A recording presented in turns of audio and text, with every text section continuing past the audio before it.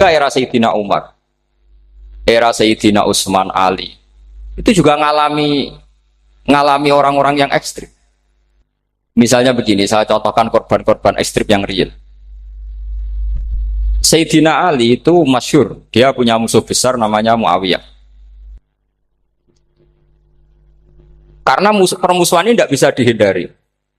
Jadi kalau dalam fikih Islam, ini anak-anak saya ajari fikih. Kalau orang mukmin membunuh orang mukmin itu hukumnya dosa besar apa kecil? Besar. Itu di bab kisos. Tapi orang fikih itu unik. Di fikih itu ada kitabus siyal namanya. Di takrib ada kitabus siyal. Dan di situ ada penjelasan mangkutila duna mali fahuwa syahid. Orang yang dibunuh karena membela hartanya atau keluarganya, itu dia mati syahid. Kalau dia posisi membunuh, maka malingnya atau penjahatnya muhaddarun damu, nggak punya hak nuntut kisos karena dia anggap nggak ada artinya darah. Nah sekarang begini, suatu saat ada garong ke rumah Anda, ingin membunuh Anda karena ingin mengambil harta Anda. Anda ingin ingat status mukminnya atau status garongnya.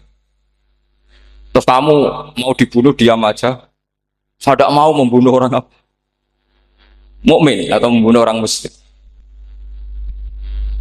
Nah, kesulitan yang dialami Sayyidina Ali seperti itu. Orang-orang Khawarij cara berpikir Ali ku geblek. Wong mukmin kok ben mateni mukmin. Muawiyah ya geblek pisan. Wong mukmin kok ben mateni orang. Padahal suasana sudah kacau. Ketika seorang penjahat mau membunuh yang punya rumah dan yang punya rumah ingin membunuh penjahat. Itu namanya mukmin bentrok sama orang mukmin. Apa orang benar, sohibul hak, ingin mempertahankan haknya? Tidak sampai saya tanya. Itu sohibul hak, yaitu yang punya rumah, ingin mempertahankan haknya. Meskipun dalam duel ini kadang terjadi pembunuhan. Nah di sini ini ya, ulama ahli sunnah menyebut masalah istihadiyah. Kelompoknya Sayyidina Ali mempertahankan nyawanya, meskipun dengan cara membunuh pasukan Muawiyah. Pasukan Muawiyah juga mempertahankan nyawanya meskipun harus membunuh pasukan Ali. Zaman itu susahnya istihad. Tapi orang Khawarij cara berpikir enggak, ini biang keladi masalah itu Ali sama Muawiyah. Mereka malah rapat, ya sudah dua-duanya bunuh saja. Ya masyhur tuh, akhirnya Sayyidina Ali dibunuh oleh orang Khawarij. Makanya ini penting ya, pentingnya ngaji seperti ini. Jadi kamu harus dilatih berpikir nubuwah. Ya dilatih berpikir apa? Nubuat disebut al-ulama warasatul. Meskipun dengan cara yang ekstrim, tapi pikirannya saja, jangan perilakunya. Saya punya contoh sekian kasus, sekian tragedi. Misalnya begini. Saya itu dulu punya teman, dia soleh, bisa baca Fathul Mu'in. Dia itu janggal, bilang sama saya, Gus, tidak biasanya Rasulullah itu agak-agak nyindir orang fakir. Ini kok ada hadis kadal fakru ayakuna kufrun, bahwa kefakiran itu mendekati apa? Kekufuran. Dia itu aneh sekali. Biasanya tidak biasanya Rasulullah kritik seperti itu. Walhasil ini singkat cerita, anak ini ngalami satu trauma. Dia itu miskin. Gara-gara miskin gitu jadi buruhnya orang non muslim. Dan sering disuruh nganter majikannya itu ke tempat-tempat lokalisasi. Dia mulai mikir, ini gara-gara fakir saya harus nganter orang ke lokalisasi. Mulai ingat dia, sedekah Rasulullah, ini gara-gara fakir saya jadi pengantar orang ke lokalisasi. Suatu saat majikannya itu benar-benar bangkrut, malah tidak disuruh nganter. Pokoknya carikan yang cantik bawa sini, pusing. Nah, dia akhirnya walhasil lari terus keluar. Terus dia cerita betapa ekstrimnya fakir, sehingga gara-gara fakir saya harus jadi penolong orang yang mau apa mak. Anda boleh berpikir ekstrim, tapi ekstrim dalam melawan kemungkaran itu tadi. Saya nggak boleh jadi fakir, tapi takutnya fakir yang nanti jadi alat kemak. Imam Ghazali juga punya contoh seperti itu. Imam Ghazali pernah marah besar ketika tren di Baghdad itu orang belajar fakir semua. Hatta la yakuna thamma tabibun illa min ahli dhimmah, kata beliau. Sampai di Baghdad itu tidak ada dokter kecuali orang kafir dhimmah. Akhirnya kalau ada ulama sakit, saya masih ingat pas kecil, kalau ada ulama sakit itu tidak boleh dibawa ke rumah sakit. Takutnya ketemu dokter muslim, non muslim malah disuntik langsung apa? Mati. Akhirnya ulama saat itu berfatwa, orang Islam harus ada yang jadi dokter. Banyaklah gus-gus yang sekolah ke dokter. Yang masyhur seperti Sahal bin Abdul Fattah. Itu dulu putranya Ki Fatah yang menolong Mbah Mahfud saat sembunyi. Saking idolakannya Basal, anaknya dinamakan Sahal, tapi dia jadi dokter spesialis bedah. Begitu seterusnya urusan negara. Dulu itu orang jabat itu tidak boleh, karena jabat itu dekat dengan syubhat, dekat dengan haram.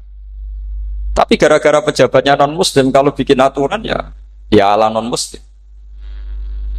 Ulama akhirnya sadar, andikan kita yang jabat pasti tidak seperti itu. Bisa bikin perda ini, bisa bikin pelaturan begini yang menguntungkan Islam. Nah, jadilah banyak pejabat yang sekarang muslim. Tempat-tempat maksiat diobrak-abrik sama Satpol PP macam-macam. Kita untung. Tapi kalau orang-orang Khawarij pikirannya pokoknya pejabat itu dekat dengan haram, dekat dengan syubhat. Padahal dengan kita jabat bisa bikin perda atau apa yang menguntungkan Islam. Kemudian menjadi masalah baru secara fikih. Ini adik-adik dengerin biar kulino senam fikih. Kalau caleg soleh, misalnya Mas Nadif nyalek, ini tadi tak guyoni, mau jadi bupati ndak kalau ya mau saya dukung. Jadi misalnya gini ya, Zaid sama Bakar, misalnya Bakar itu orang soleh, mau jadi calon lurah. Dia tahu kalau dia lurahnya kampung lebih baik. Kalau yang jadi ini Zaid, itu kampung itu rusak karena dia suka dugem, suka macam-macam. Kemudian Zaid ini pasti jadi karena beli suara. Misalnya per kepala itu dibeli 50.000. Bakar ini kalau nggak beli suara kalah. Padahal dengan kalahnya Bakar artinya kemenangan kemungkaran. Itu zaman era Fathul Mu'in, muridnya Ibnu Hajar Al-Hitami. Ibnu Hajar muridnya Abu Zakaria Al-Ansori itu fatwa. Yang soleh ini wajib beli suara, bukan boleh, wajib beli suara. Tapi ini namanya tidak nyuap, perlu dicatat. Ini namanya tidak nyuap. Jadi tidak bisa kamu kaitkan misalnya ar-rosi wal murtasi finnar. Yang nyuap maupun yang menerima suap adalah sama-sama di neraka. Tidak bisa seperti itu. Karena logikanya dibalik. Sekarang Bakar ini beli suara itu untuk membeli kebenaran, untuk mengawal kebenaran. Zaid beli suara untuk menopang kebatilan. Berarti namanya Bakar ini penyuap atau pembeli kebenaran? Pembeli kebenaran. Harus dibedakan. Nah, ini pentingnya ulama. Memang nyatanya seperti itu. Yang dikatakan nyuap, riswah itu adalah membayar uang li'it tolil hakti untuk membatalkan kebenaran atau membenarkan kebatilan. Itu namanya nyuap. Tapi kalau mengeluarkan uang untuk menghakkan barang hak dan membatalkan barang batil, itu namanya uang berjuang. Nah ini pentingnya mikir. Jadi ulama itu mulai dulu sudah berat. Nah sekarang sudah banyak orang-orang khusyuk yang biasa di masjid khusyuk. Kalau ditanya zaman akhir rusak kabeh, wong soleh-soleh wis nyuap. Kalau orang soleh ini tidak nyuap ya tidak jadi. Kalau nggak jadi mereka nggak ada yang jadi DPR, nggak ada partai Islam, habis malah Indonesia. Saya itu punya kenalan banyak pakar-pakar di Jakarta, itu cerita saya Pak Bahar. Indonesia itu solusinya gampang. Kita ini punya Bali, punya Batam. Itu kalau Bali dimakaukan, Batam dikayakan Hollywood. Amerika kaya itu bukan karena hebat. Pornografi dijual, tinju di Nevada itu dijual, di Las Vegas dijual, apa saja dijual. Kalau tidak kaya itu gimana? Sementara Indonesia mau aur-auran gitu sukan partai Islam. Sebenarnya Indonesia gampang, kalau ingin kaya Bali itu dikayakan Hollywood atau dikalahkan Makau jadi kota judi. Batam dijadikan kaya Las Vegas. Itu transaksinya pasti triliunan. Orang gamane wong muda dijual, judi dijual, orang tinju dijual. Tapi gara-gara ada partai Islam, nyari rumus solusi ekonomi itu yang tidak seperti itu. Akhirnya kangelan. Akhirnya rapat isu. Tapi barokah tetap barokah partai apa? Yang menangnya caleg-calegnya rata-rata ya beli. Kalau tidak beli habis. Saya bukan menghalalkan nyuap, enggak. Kalau nyuap tetap haram ila yaumil qiyamah. Tapi kalau suratul masalah seperti ini kamu mengatakan suap itu beda. Ini suratul masalah yang tidak ada kaitannya dengan Asal lawannya batil, kecuali lawannya sama-sama hak. Dua calon di kampung itu soleh sama soleh. Ini yang soleh bayar nggak boleh karena siapapun yang jadi soleh itu nggak boleh. Karena kalau cari musuh yang dolim biar halal ya. Sekarang ya seperti itu. Kamu biasa heroik, biasa ngasih kiai kamu, ngasih hadiah kamu, biasa ngasih ibu kamu uang. Ternyata ibu kamu setelah kamu kasih uang, dikasihkan adik kamu atau kakak kamu yang nggak pernah kerja, terus kamu marah-marah, ini tidak adil. Saya yang memberi nggak dikasih, ini yang nggak kerja dikasih terus. Loh kamu biasa jadi pahlawan kok turun kelas menjadi apa? Pasien. Kamu milih jadi pahlawan apa pasien? Pahlawan. Jadi sebetulnya faham-faham ekstremis ini dari kegoblokan. Dari kegoblokan berpikir nubuwah sehingga tidak punya rasa ibadah. Nah ini yang menjadi orang-orang ekstrim. Jadi korban pertama ekstremitas itu bukan sahabat tapi Rasulullah Shallallahu Alaihi Wasallam, yaitu Nabi dibilangin oleh mereka, "I'dil ya Muhammad, kamu kalau bagi harus adil." Pikiran mereka kalau adil sama rata sama. Jadi kalau pakai pikiran itu, saya minum di sini itu haram. Mau ndak ikut bikin kok minum. Enak tamu, toko-toko mangan, sing masak kangelan lho. Itu jajan bareng. Itu sama seperti kasusnya Bahram Al-Majusi. Dia itu seorang raja kaya, punya anak cantik. Dipikir-pikir, anakku ayu dirabek nang liya rugi, sing gedhekno aku sing rumah aku dirabi wong liya. Maka dia berpikir mau dinikahi sendiri. Karena tadi melihat Mas Nadiem kayak orang Kenya tadi, apa Nigeria. Malah gak layak itu maksudnya orang. Ini Mas Nadiem ini termasuk harus mendukung gerakan tidak ekstrim. Nyawanya masih itu karena barokahnya beliau agak-agak gitu. Tapi nggak sampai liberal ya, agak-agak pokoknya itu. Karena ketika ada gerakan ekstrim di Mesir, itu termasuk dia DPO. Ternyata setelah ada intelijen, beliau pas buka itu nggak makan dulu tapi rokok dulu. Wah ini mesti orang sekuler, tidak ekstrim. Akhirnya nyawanya sampai sekarang itu barokahnya rokok pas iftar itu pas. Nah tanya ini masih hidup, iya mas ya. Ya pernah sepuh sama saya. Jadi pikiran-pikirannya Bahram itu seperti itu. Walhasil akhirnya Bahram itu menikahi anaknya sendiri. Masyhur itu dalam cerita. Jadi ceritanya itu ada seorang wali tidur di Masjid Haram sama Rasulullah, ditemuin gitu. Terus kata Rasulullah, salam saya untuk Bahram Al-Majusi. Ternyata dicari-cari nggak ada Bahram lain kecuali Bahram yang berdua, bahkan anaknya sendiri mau dinikahi. Ya cara berpikir karena seperti itu. Kalau kita berbuat banyak harus dapat. Itu bahaya. Bahaya sekali karena kalau dalam teori beragama itu al-yadul ulya khairum minal yadis sufla. Kalau biasa ngasih ya ngasih saja, itu heroik. Itu bagus. Jangan biasa ngasih sekarang bermental apa? Makanya saya itu kalau ngajar di pondok yang dulu pernah saya belajar di situ atau yang pernah sepuh itu, dikasih itu bingung. Karena saya ya masih waras itu. Jadi kalau dikasih itu bingung. Tapi banyak juga guru-guru yang dulu ngaji lama setelah ngajar di pondok alma maternya nuntut. Itu saya tidak tahu itu. Itu sudah ada agak-agak kayak itu tadi. Walhasil si Bahram tadi itu, ini cerita harus saya teruskan karena nggak boleh diputus. Dapat salam dari Rasulullah. Ternyata di balik nakalnya dia itu pas mau bulan pertama, malam pertama itu ada seorang janda sepuh ke situ. Ganggu dia tentu ya. Ketika dikejar pulang lagi sampai 3 kali. Dia tanya, kenapa bu kamu begitu? Katanya saya ini anak-anak saya kelaparan. Kalau saya pulang anak-anak saya nangis minta makan. Saya ingin minta Anda. Tapi setelah saya ingat Anda ini majusi, saya mukmin, saya mukminah, saya pulang. Ya sudah bu, kamu di rumah saja. Nanti saya kirimi makan. Dikirimi sendiri, padahal dia seorang raja orang kaya. Barokahnya itu dia dikasih tobat sama Allah. Dan paginya ketemu tamu yang mengirimkan salam dari Rasulullah SAW. Akhirnya Bahram ini menjadi muslim.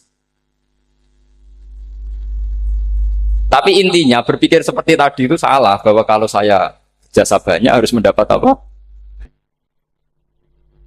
Ini cara berpikir orang-orang Khawarij. Iya, saya pernah ditanya seorang dosen. Gus, saya ini kalau baca sejarah perang Badar atau perang Uhud, yang saya tidak nerima itu satu. Kenapa setiap ghanimah, harta orang kafir dan istrinya orang kafir kok disita orang Islam, dan yang perempuan jadi amat, kemudian juga digauli orang Islam, yang hartanya orang kafir juga jadi asetnya orang Islam, kok kayak garong. Dia tanya seperti itu sama saya. Terus saya jawab, kalau sampean ada garong dan kemudian bawa senpi, senjata api, kemudian garong Anda, penjahat Anda lumpuhkan, ya senpi itu harus Anda kembalikan. Monggo penjahat ini kagungannya jenengan beto wangsul. Karena ada milik Anda, harus dikembalikan. Wah, tidak bisa Bapak, kalau saya kembalikan pasti dipakai jahat lagi, dipakai kriminal lagi. Ya sama, kalau asetnya orang kafir dikembalikan ke orang kafir akan menjadi aset kekafiran lagi untuk menghancurkan kita. Nah, perempuan juga sama. Perempuan itu alat produksi. Jika perempuan tadi dikembalikan ke orang kafir, maka kamu menolong populasi orang. Ya seperti itu. Paham? Makanya disita dalam perang loh ya, tapi dalam perang yang legal. Nah itulah kenapa amat halal. Makanya di Quran itu illa ala azwajihim aw ma malakat aymah. Paling enggak itu masih ada ulama atau pemikir atau ustadz siapa saja yang bisa memahami logika apa?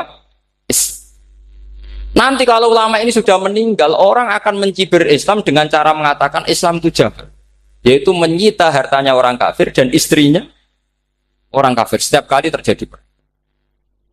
Karena pemikiran ini pasti sama-sama kutubnya, sama-sama ekstrim. Nah ini penting saya katakan. Makanya masyhur itu perdebatan Sayyidina Ali dan Muawiyah. Ini saya kutip sedikit. Ini ya sama-sama berpikir ekstrim, tapi ekstrim yang baik. Walhasil dalam satu kerja bakti di Masjid Kuba, itu ada sahabat namanya Ammar. Ini di depan umum, ini penting. Kalau dalam ilmu hadis di depan umum ini penting, karena nanti menjadi mutawatir. Beda dengan hadis yang Nabi ngendikan sama 1-2 sahabat, namanya hadis ahadi. Di depan umum Nabi guyon gini sama Ammar, ya Ammar waihak taktuluka alfiatul baghiyah. Ammar, kamu ini nasib kamu itu agak sial. Karena nanti yang membunuh kamu itu kelompok yang tidak benar. Alfiatul baghiyah itu kelompok yang tidak benar. Itu disaksikan sekian sahabat. Walhasil suatu saat Ammar ini ikut perang dan ikut pasukannya Ali dan terbunuh oleh pasukannya Muawiyah. Seneng Ali. Walhasil Ammar ditemuin sama Ali. Ya Muawiyah, al-ana dhuhara bi anna fi'ati haqqun wa fi'ataka baghiyah. Sekarang kelihatan siapa yang benar. Saya yang benar, kamu yang salah. Kenapa? Karena Ammar kelompokku dan terbunuh oleh kelompok kamu. Padahal kata Rasulullah yang membunuh Ammar adalah kelompok yang salah. Muawiyah pintar sekali, dia jawabnya gini.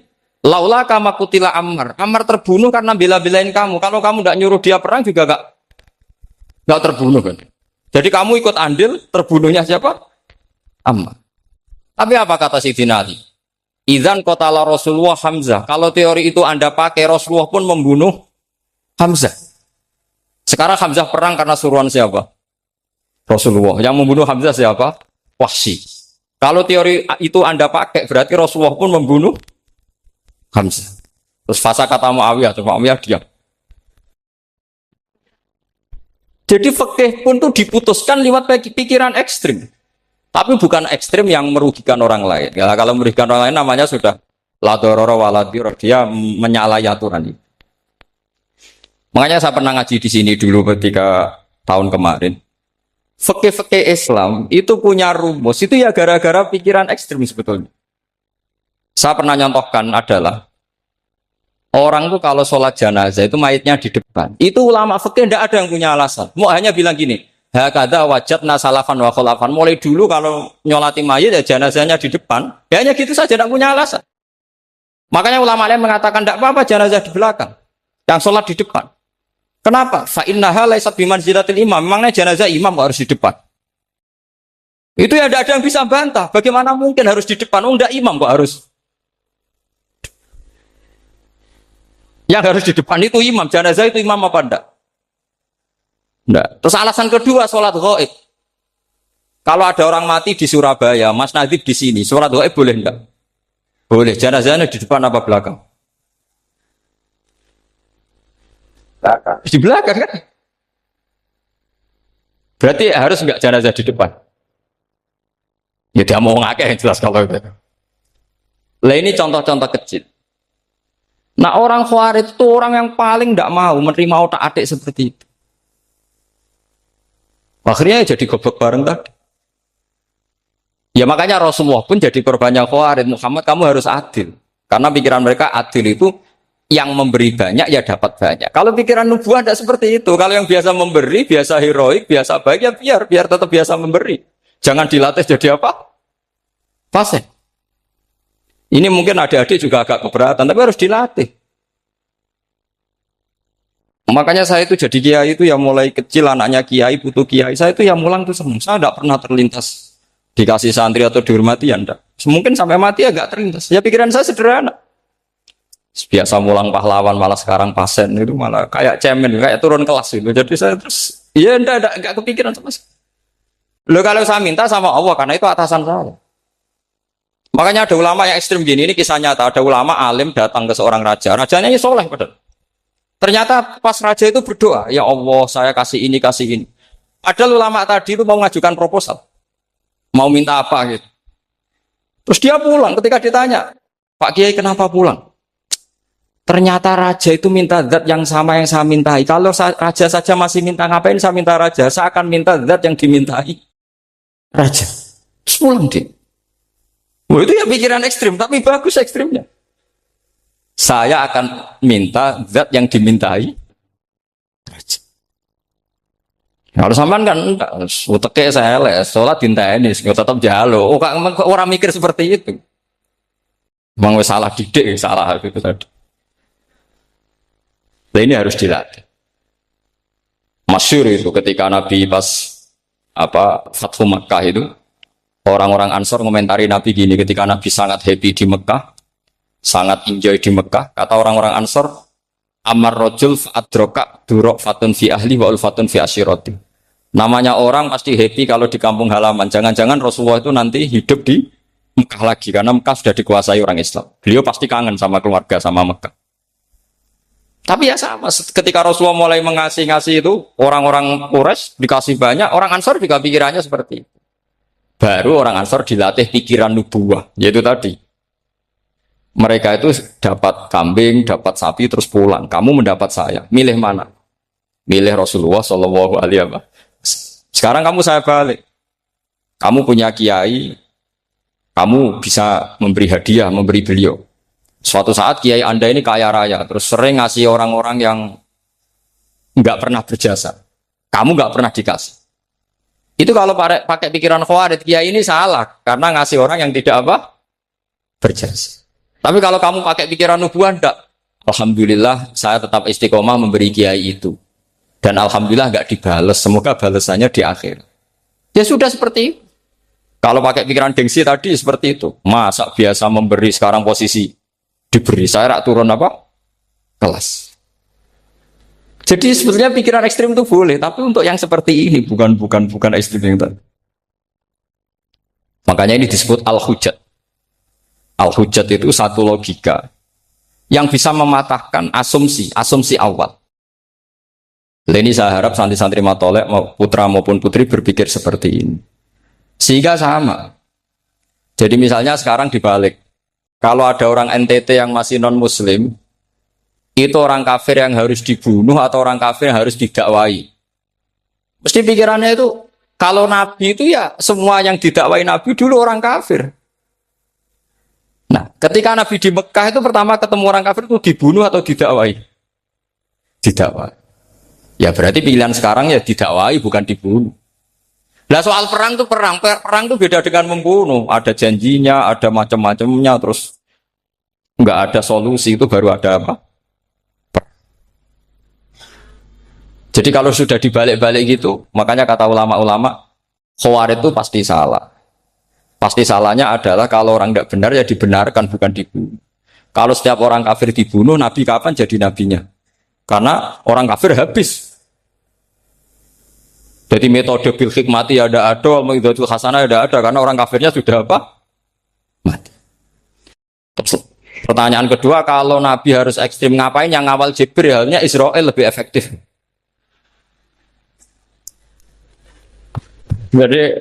Jadi kalau sama-sama ingin ekstrim, Nabi itu nggak usah dikawal Jibril kan, enggak efektif kan? Harusnya yang ngawal itu siapa? Israel. Kan nggak repot. Nah, jadi saya mohon ini saya cerita. Jadi korban pikiran ekstrim itu bukan siapa-siapa. Pertama itu Rasulullah. Akhirnya Rasulullah menjelaskan, ya beginilah cara berpikir. Jadi saya kira demikian. Nanti mungkin kalau ada tanya-tanya, ada pertanyaan. Yang jelas kalau seputar ekstremitas itu bisa latihan. Ya. Sebenarnya bisa latihan di fikih. Karena fikih ini cerminan dari pikiran ulama. Ya, cerminan dari pikiran apa ulama yang tidak tekstual. Ya, seperti gini ya. Tasaddaqa Rasulullah so'an min tamrin au so'an min akidin. Ya. Ketika zakat fitrah itu Rasulullah mengeluarkan satu sok tamar. Tamar itu kurma. Kalau menurut tekstual berarti zakat fitrah harus pakai kurma. Tapi semua ulama sedunia mengatakan kuti ahlil balad. Hanya dalam konteks Indonesia ya pakai apa? Beras. Berarti kata tamar diganti kut. Diganti apa? Kut. Jadi orang itu jangan diajak goblok bareng. Masa Nabi ngendikan tamar harus apa? Makanya saya pernah debat. Pak Nabi itu cingkrang. Kenapa orang-orang itu rata-rata tidak cingkrang? Saya bilang, Nabi itu hidupnya di Mekah, kenapa Anda hidup di Indonesia? Iya, Nabi itu hidupnya di Mekah. Terus saya tanya lagi, Nabi itu hafal Quran, kamu udah hafal? Saya hafal Quran. Kalau cingkrang gampang, karek ngetok. Ya, kalau ada sunnah Rasul, Nabi hafal Quran, enggak? Hafal kan? Berarti kalau ikut sunnah Rasul, hafal Quran. Jangan cingkrak tok, ya hafal apa? Ya sama poligami juga gitu yang tadi diceritakan Mas Natif itu. Nabi itu poligami setelah Khadijah meninggal. Apa mereka mau nunggu istri pertama meninggal? Kalau ingin persis loh. Kalau ingin persis nunggu istri pertama meninggal. Ah iya. Nggak mau juga kan? Iya biasa saja lah. Pokoknya yang dihalalkan syariat ya kita bilang halal, yang diharamkan kita bilang apa? Nggak usah sok suci isi sunnah Rasul. Saya punya banyak cerita. Abu Bakar itu dulu sering menghindari sunnah Rasulullah. Dulu Rasulullah itu kalau ada orang minta ya dikasih. Ketika Abu Bakar bikin Baitul Mal. Ketika ditanya ini zaman Rasulullah tidak ada. Kata Abu Bakar, huwa Rasulullah. Beliau itu Rasulullah. Mbak gak di-manage ya negara tertib. Umar bikin pasukan. Pasukan itu diangkat negara. Kalau dulu zaman Nabi yang ikut perang bahaya, yang tidak perang namanya munafik. Era Umar enggak, militer itu ditunjuk. Ya digaji pakai Diwanul Murtaziqah. Ketika ditanya, kenapa ada kayak Rasulullah? Huwa Rasulullah, mbok enggak tertib pun tetap negara stabil. Karena ada karismanya. Jadi kadang-kadang dalam banyak hal, itu kita malah enggak boleh persis Rasulullah. Karena kadang banyak khususnya. Yaitu contoh yang paling masyhur di fikih ya kayak Nabi itu Neka 9 itu khususnya. Dalam strategi juga sama. Dalam strategi memanage negara juga sama. Banyak sahabat yang punya ide yang zaman Nabi itu tidak ada. Ketika ditanya, kenapa tidak persis Nabi? Katanya, huwa Rasulullah. Ya Rasulullah itu meskipun seperti itu, meskipun tidak tertib secara rasional, tetap dikawal wahyu. Makanya negara baik-baik saja. Kalau saya ini hanya Abu Bakar, kalau tidak ya repot. Umar ya sama, bikin Diwanul Murtaziqah. Utsman juga sama, di-manage negara. Sayyidina Ali juga di-manage. Kalau Nabi tidak. Tapi tidak apa-apa karena ada karisma. Sama tak cerita nih masalah zakat yang masyhur. Orang paling bakhil sekalipun, paling kikir sekalipun itu zaman Rasulullah bayar zakat. Karena pikirannya setelah zakat dikasihkan Rasulullah mendoakan. Khudh min amwalihim shadaqatan tutahhiruhum wa tuzakkihim biha wa sholli alaihim. Inna sholataka sakanun lahum. Era Abu Bakar enggak. Sorry ya Abu Bakrin, dulu kita zakat sama Rasulullah karena didoakan beliau. Kamu hanya Abu Bakar, saya tidak mau zakat. Ya sama lah seperti orang dipimpin ulama-ulama karismatik. Orang dipimpin Badullah itu tidak usah metai, santri sudah nurut. Dipimpin Usman Nazif, gak bikin pelaturan, habis pondok. Kalau tidak ngancam, gak gini, ditakzir, gak gini, habis. Zaman Badola dehem tok santri wedi. Mas Nadif dehem. Oh, enggak. Nah, makanya Rasulullah itu tidak banyak bikin pelaturan. Rasulullah itu kalau mau perang itu hanya bilang sahabat, saya besok ditantang Abu Sufyan di sini. Saya mau perang. Oh itu sahabat ikut semua. Orang melihat wajahnya, melihat karismanya sudah tertarik ingin menyelamatkan beliau. Kita tidak akan ridho Rasulullah keluar sendiri. Kalau Abu Bakar ya enggak. Pertama Abu Bakar pidato sudah sopan. Saya memimpin kamu. Ini ketulitu alas tubuh khairikum. Saya ini memimpin kamu, tapi bukan berarti saya yang terbaik. Jika saya benar maka dukunglah. Kalau salah ingatkan. Itu pertama orang-orang bilang apa? Fawwala uqiman nakabisef. Nanti kalau Anda salah tak ingatkan pakai pedang. Ya karena hanya Abu Bakar bukan Rasul. Jika diaturlah ini ada militer, ada pengawal, ada Baitul Mal. Era Umar lebih modern lagi ada Diwanul Murtazikoh, ada macam-macam. Ya Rasulullah enggak ada. Nah sekarang orang sidik-sidik muni sunnah Rasul. Padahal ada sunnah Rasul yang khasnya Rasulullah sebagai nubuwah. Ya khasnya Rasulullah sebagai apa? Coba Nabi itu istrinya 9. Semuanya cerita tentang tahajudnya Nabi, witirnya Nabi. Apa kira-kira Mas Nadif kalau punya istri 4 ceritanya tentang tahajudnya Mas Nadif? Kan enggak.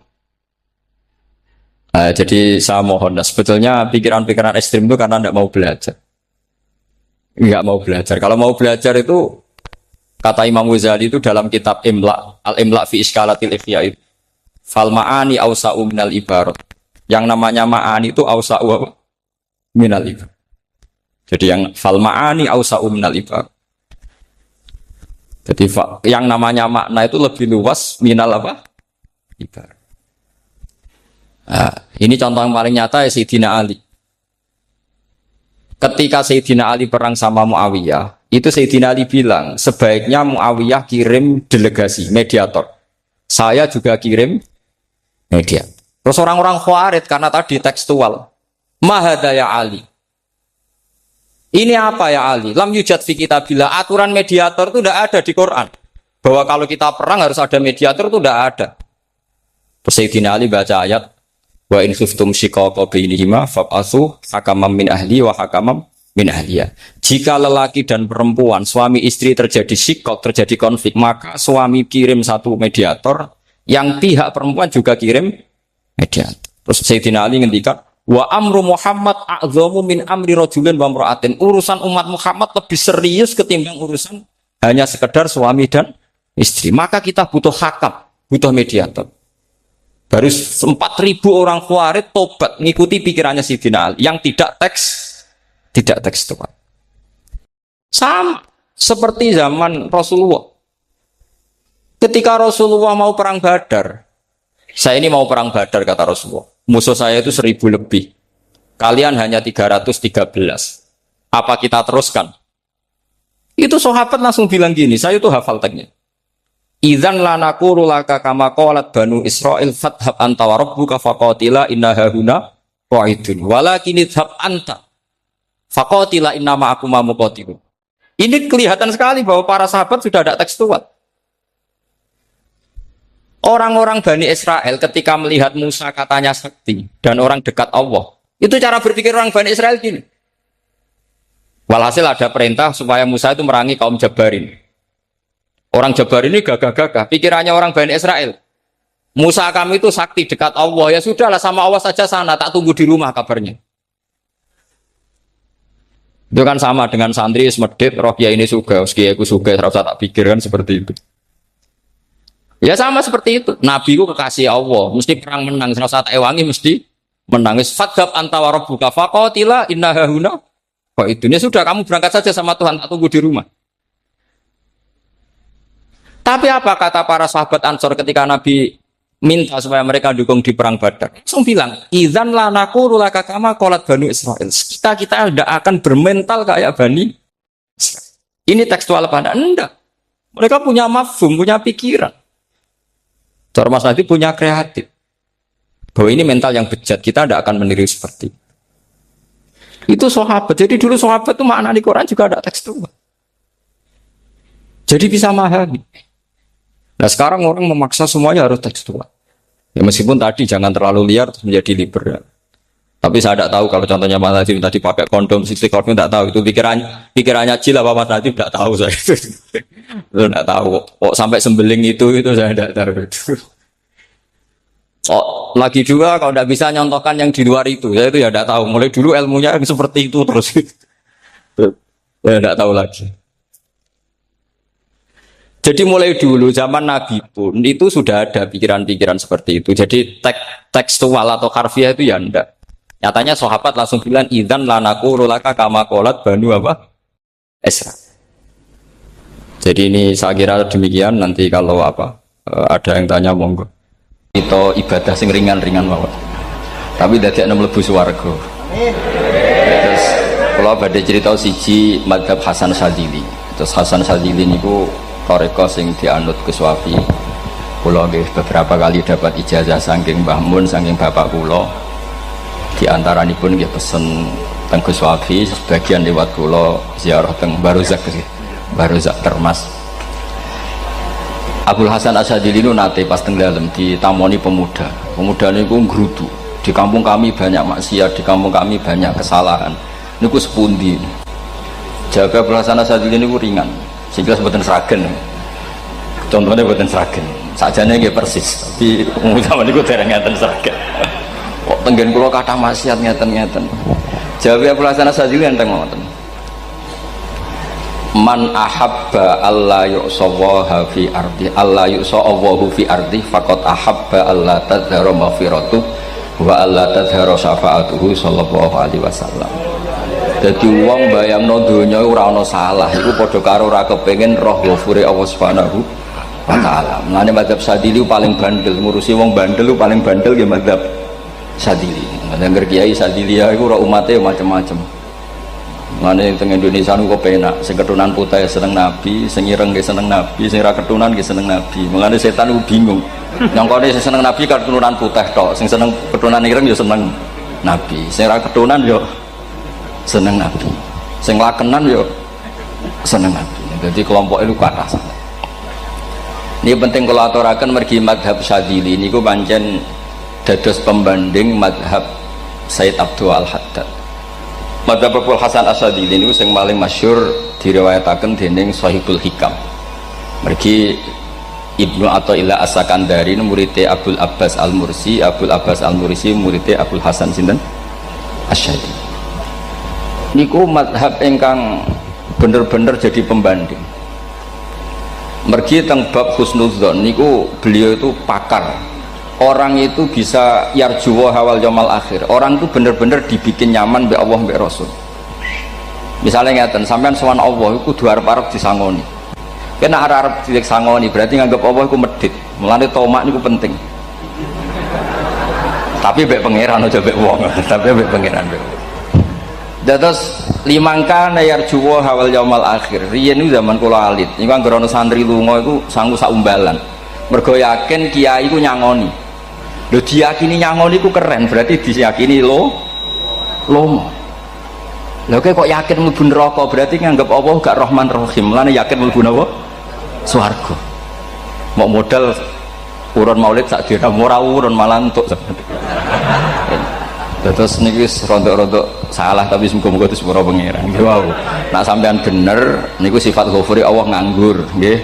Kerhane efektif ana sing salah. Mulane wonten cerita wonten tiyang teng multazam donga ya Allah kula paringi mboten nate salah.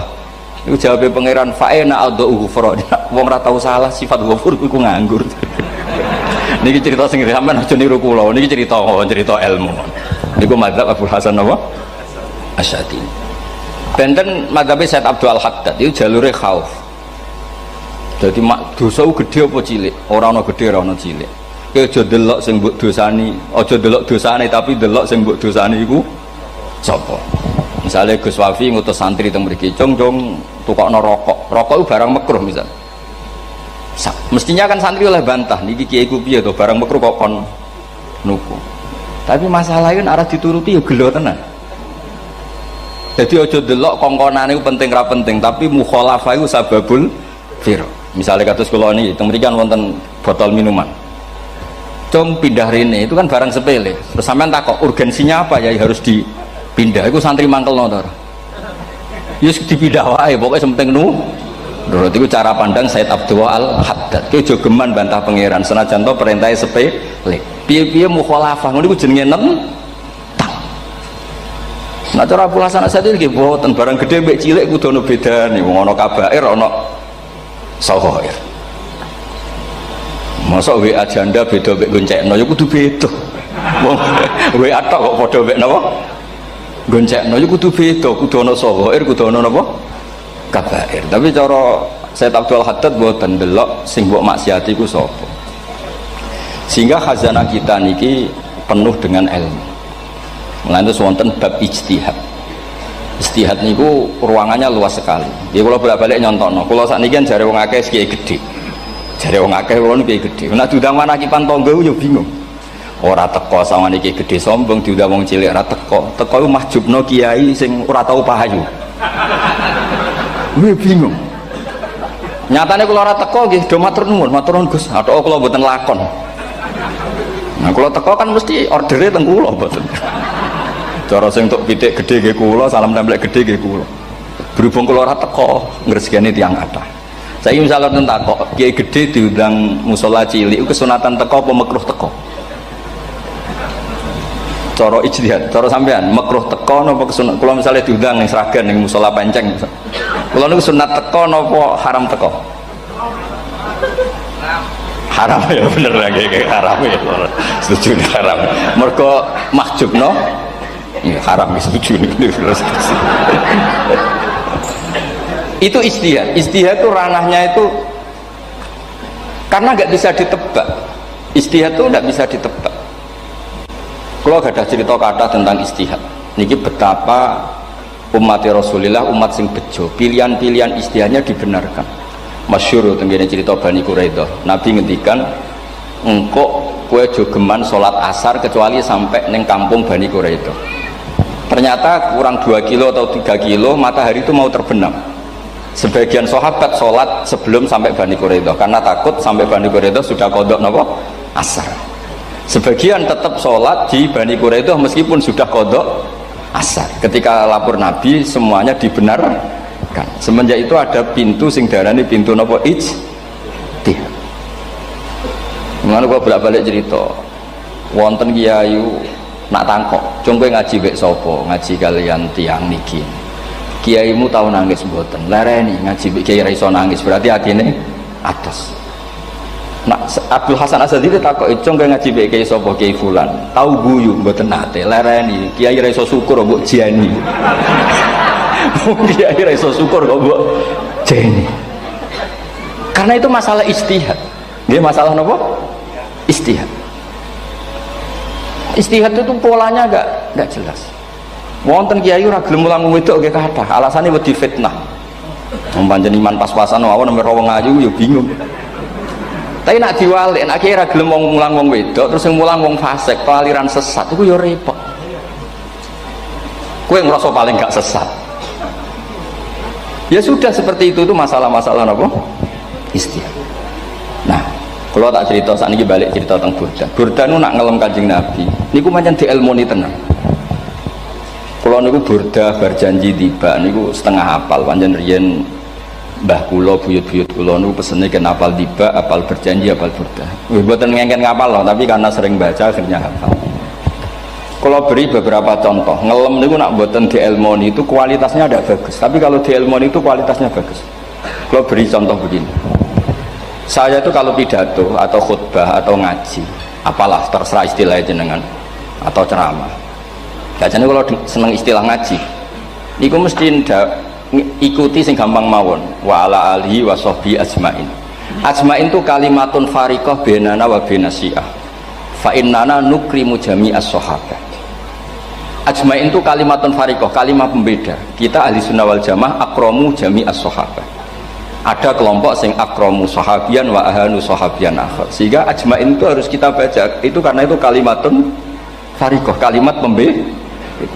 Kata-katanya hanya ajmain. Begitu juga berjanji. Berjanji itu nak ngelem Nabi niku wa ba'du fa aqul wa Muhammad bin Abdullah bin Abdul Muttalib wasmu Syaibatul Hamdi Humitat hisaluhu saniyah. Karena ketika Rasulullah memaklumatkan jadi nabi itu problemnya itu nasabnya siapa? Orang-orang yang di Palestina, di Israel, di Yordan, di Syam kalau dulu.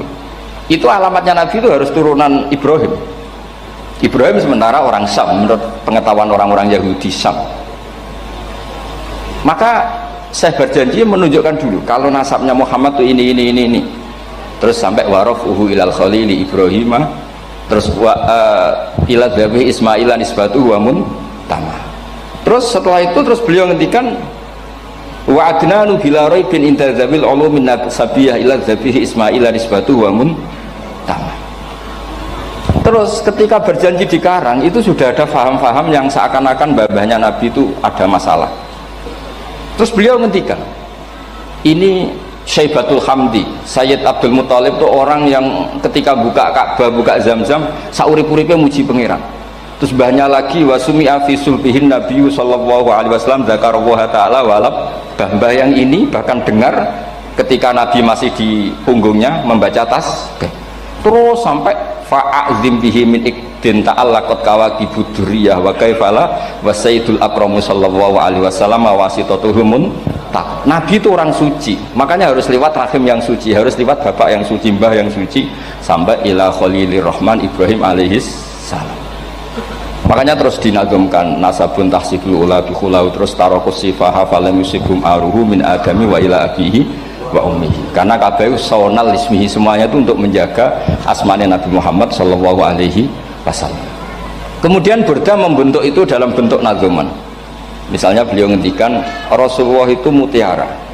Jadi ketika dakwah berpola ya baik, ketika tidak berpola juga baik. Beliau cara muji Nabi fadurru yazdatu husnan wa huwa muntazimun. Namanya mutiara ketika diuntai pasti sangat indah. Tapi terus-terusannya itu wale sayang kusu qadran ghairu muntazimi. Tapi namanya mutiara, mbok berserakan pun tetap indah. Jadi unik. Jadi ketika beliau uji Nabi dakwah tertib pernah. Sholat tuh harus begini, harus begini, harus begini. Beliau sholatnya tumak ninah tertib. Tapi Nabi pernah sholat gak tertib. Duhur tuh 2 rakaat. Mana anak kiai rodok lalinan itu ya anak sana tuh. Duhur itu 2 rakaat. Tapi barokahnya Nabi duhur 2 rakaat diketahui cara sholat kalau salah itu gimana. Umpama Nabi sholatnya bener terus, itu akan kesulitan kita solusinya ketika ngalamin apa? Kesalahan. Makanya Nabi ngendikan ma kuntu ansa walakin unassali as-sunnah. Aku mestine ra tau lali, tapi didesain lali biar bisa jadi sunnah. Wonten tiyang salate suwi, maca surat Baqarah. Wonten tiyang badhe njupuk wedhuse lah cara Indonesia. Bareng kesuwen piambake mufaraqah. Soal hasil Mu'ad matur Nabi, ini munafik di tengah-tengah sholat kok mufaraqah. Si penggembala unta ini juga ngeklaim, ya Rasulullah imam kita tidak benar, sholatnya kesuwen. Pikirannya wong ora bela imame. Ternyata Nabi gak belok sing ngangon. Afattanun anta ya Mu'ad. Wong imame wong seragen surat Baqarah. Wis pokoke kulo wae. Jadi Islam itu segampang itu, semudah itu. Sehingga wonten tiyang niku isane maca kulhu, rakaat lagi kulhu, saniyah nggih kulhu, pokoke kulhu sampai sok makmume ku mangkel. Waduh, si imam itu gak keren, mosok main apa? Dilaporno, ya Rasulullah ini imam yang kau tugaskan di kampung kami ini amen maca kulhu mau. Ditimbali be Nabi, kenapa kamu baca kulhu terus? Li'annaha sifatullah, karena itu sifatnya Allah. Maka saya senang mengulang-ulang sifatnya. Terus kata Nabi, saya barusan dikasih wahyu Allah bahwa Allah mencintai kamu karena kamu mencintai surat kulhu. Nah ini ijazah yang seragam ini gue maaf. Nanti mau tiba moco idza samsu kuwirat bulet nang tengah. Jajal ampun tak tes sak niki. Kiai paling pinter teng Sragen kan moco idza samsu kuwirat di depan umum. Mungkin nak dhewean roh tapi nang ngarepe Habib doa ngarepe Gus Wafi meriang nak muntir. Wah, ngoten niku kula ndek kanca niku imame level desa, bareng imami teng kecamatan salat Id. Mersiapno surat Tabarakalladzi biyadil mulk. Suwengi diapalo lanyah sampai ambeke hafid. Niku nyatane nggih malah klirune fatal, malah lali ra maca Fatihah. Saking semangate ben ketok imam keren maca surat napa? Tabar. Jadi yo ribet. Terus kula suwun seneng Nabi niku kados senenge para ulama. Niku nak nyipati Nabi niku gampang. Kula niki beto kitab Saraipun Burdah kalian Saraipun Barjanji. Niku kalau ngelem Nabi niku sederhana sebenarnya. Tapi itu yang mengena. Bisa ulang lagi niku sing mengena. Misalnya dawuh Imam sing aran Risalah Qusyariyah. Tegene Bukhari ini cerita Bukhari. Nanti semua nabi ketika di akhirat tuh nafsi nafsi. Jadi roh prahara kiamat itu pun gak dinyali mau muni nafsi nafsi. Nabi ini cek kober ngendikan ummati umat. Ketika semua nabi ku pelo wis ra iso muji pangeran. Nabi Muhammad di depan Allah tesih saged muji. Fa ahmaduhu bimahamida allamani rabbi. Ketika nabi lain sudah tidak punya nyali bilang alhamdulillah, Rasulullah masih punya nyali bilang alhamdulillah. Sehingga fa Muhammadun ahmadu min ghairi. Hampir semua ulama ngendikan ahmadu yang Muhammad itu afal tafdil. Fa Muhammadun ahmadu min ghairi. Ketika nabi lain sudah tidak bisa atau tidak punya nyali memuji Allah, Nabi Muhammad masih berani memuji Allah ketika mahsyar. Karena logikanya begini, kira-kira pikirannya nabi-nabi ini wis kiamat, berarti amal wis ditutup lah, buku wis tutup. Tapi tak pikirannya Nabi Muhammad boten ngoten. Allah itu tidak diganggu oleh apapun, tidak kena atau tunduk sama konstitusi apapun. Sampean ra iso ketemu Allah. Allah ning pun akhirat, jenengan pun boleh macam-macam ning pun tutup buku boten saged. Rahmatnya Allah tidak bisa dibatasi oleh akhirat. Saya ulang lagi, rahmatnya Allah tidak bisa dibatasi oleh akhirat. Makanya Nabi tetap berani mengajukan syafaat meskipun sudah finish, sudah akhirat sudah finish. Juga Nabi muji-muji Allah, akhirnya Allah ngendikan ya Muhammad irfa' ra'sak wasal tu'tah wasfa'tu syafa'. Sudah Muhammad, kamu minta apa tak kasih. Saatnya beliau minta hak napa? Syafaat, disebut maqamam mahmud. Lan ini kula waos kitab kersane orisinil niki betapa sayangi Rasulullah sallallahu alaihi wasallam teng kita. Ketika nabi lain tidak punya nyali kecuali mikir dirinya sendiri, dia niku punya ngendikan nafsi-nafsi, Nabi Muhammad masih gak ada nyali ngendikan apa ummati umat. Itu bukti bahwa Nabi itu nggak pernah nggak mikir umatnya. Wala sawfa yu'tika rabbuka apa? Fatardu. Ini Nabi cek jawab, fa la ardo wa wahidun ummati finnar. Kalau engkau memberi saya sampai saya puas, maka saya tidak puas dan satu dari umatku masih menjadi ahli napa? Neraka. Ini kalau waos nak sampean orang nangis kebablas. Niki cerita betapa Rasulullah Shallallahu Alaihi Wasallam niki jarang tiang maos niki kula waos kersane tambah mahabbat Rasulullah Shallallahu Alaihi Wasallam. Dados niki kula cerita ketika Rasulullah ketemu pangeran teng Sidratil Muntaha niku diredaksekno burdah nggih diredaksekno burdah fakhusta kulla fakharin ghaira mustarakin. Engkau mendapat kehormatan yang tidak tersaingi. Fakhusta kulla fakharin ghaira mustarakin. Jadi engkau mendapat kehormatan yang tidak akan tersaingi. Wajusta kulla maqamin ghaira mustahami. Atau wakhusta kulla maqamin ghaira mustahami. Dan engkau mendapat satu derajat yang enggak mungkin tersaingi. Mustaham itu enggak tersaingi lah. Walhasil ternyata derajat itu apa? Gini ku ketika Rasulullah ketemu Allah Ta'ala teng Sidratil Muntaha niku Sayyidah Aisyah radhiyallahu anha tangklet, ya Rasulullah mal ladzi auha ilaika rabbuk idz qala fa auha ila abdihi ma auha.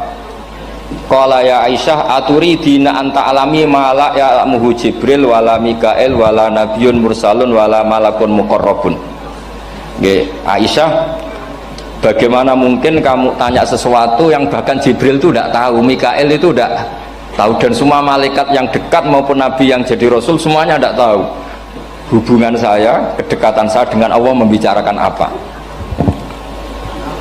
Niku sing dimaksud burdah kaima tafuza biwaslin ayya mustatarin wonten sing maca ayyi mustatarin anil uyuni wasirrin ayya muktatamin. Jadi Nabi ketika ketemu Allah di Sidratil Muntaha itu ada misteri yang hanya Nabi yang tahu. Nabi niki ibu-ibu harus bangga Sayyidah Aisyah jenenge bojo wanita tanglet. Ambek Nabi itu sing ngeles. Itu rahasia yang Jibril saja tidak tahu, Mikail saja tidak tahu, masa kamu tanya? Niki khase wong putri ini. Ya Aisyah, as'aluka bi Abi Bakrin ilama a'lam tani. Gimana cara Jawa tak kadak nomor tuamu nak gak gelem cerita. Terus kunane kuno niku nggih wong wedok niku saged ngancam. Jadi kamane wis ngancam. Aku lapor bapakku, aku juga mulai sampean rati bojo kabare. Ya rada ribet njenengan ngadepi wong wedok niku rada ribet. Terus faqala akhirnya Nabi cerita, tapi ya tentu tidak semuanya diceritakan. Inni lama kuntu qaba qausaini qultu Allahumma innaka adzabta al umam ba'duhum bil hijar wa ba'duhum bil masih. Oh ya, ini halaman 63 62 teng kitab Hasyiatul Bajuri alal Burdah. Ya, kitab Hasyiatul Bajuri alal Burdah. Ya Allah, engkau menyiksa umat-umat sebelum umat saya, sebagian bil hijar wa ba'duhum bil masih wa ba'duhum bil khasfi. Fama anta fa'ilun bi ummati, lalu yang akan kau lakukan untuk umatku itu apa? Reputasi jenengan sama orang-orang yang durhaka itu selalu menyiksa. Ada yang pakai batu, yang dilikuifaksi, ada yang pakai ini. Mosok umatnya kekasih jenengan podo ngoten. Jadi Nabi ku mun nego lah, nego supaya gak sama. Faqala unzilu alaihimur rahmah min ananis sama wa ubaddilu sayiatihim hasanat.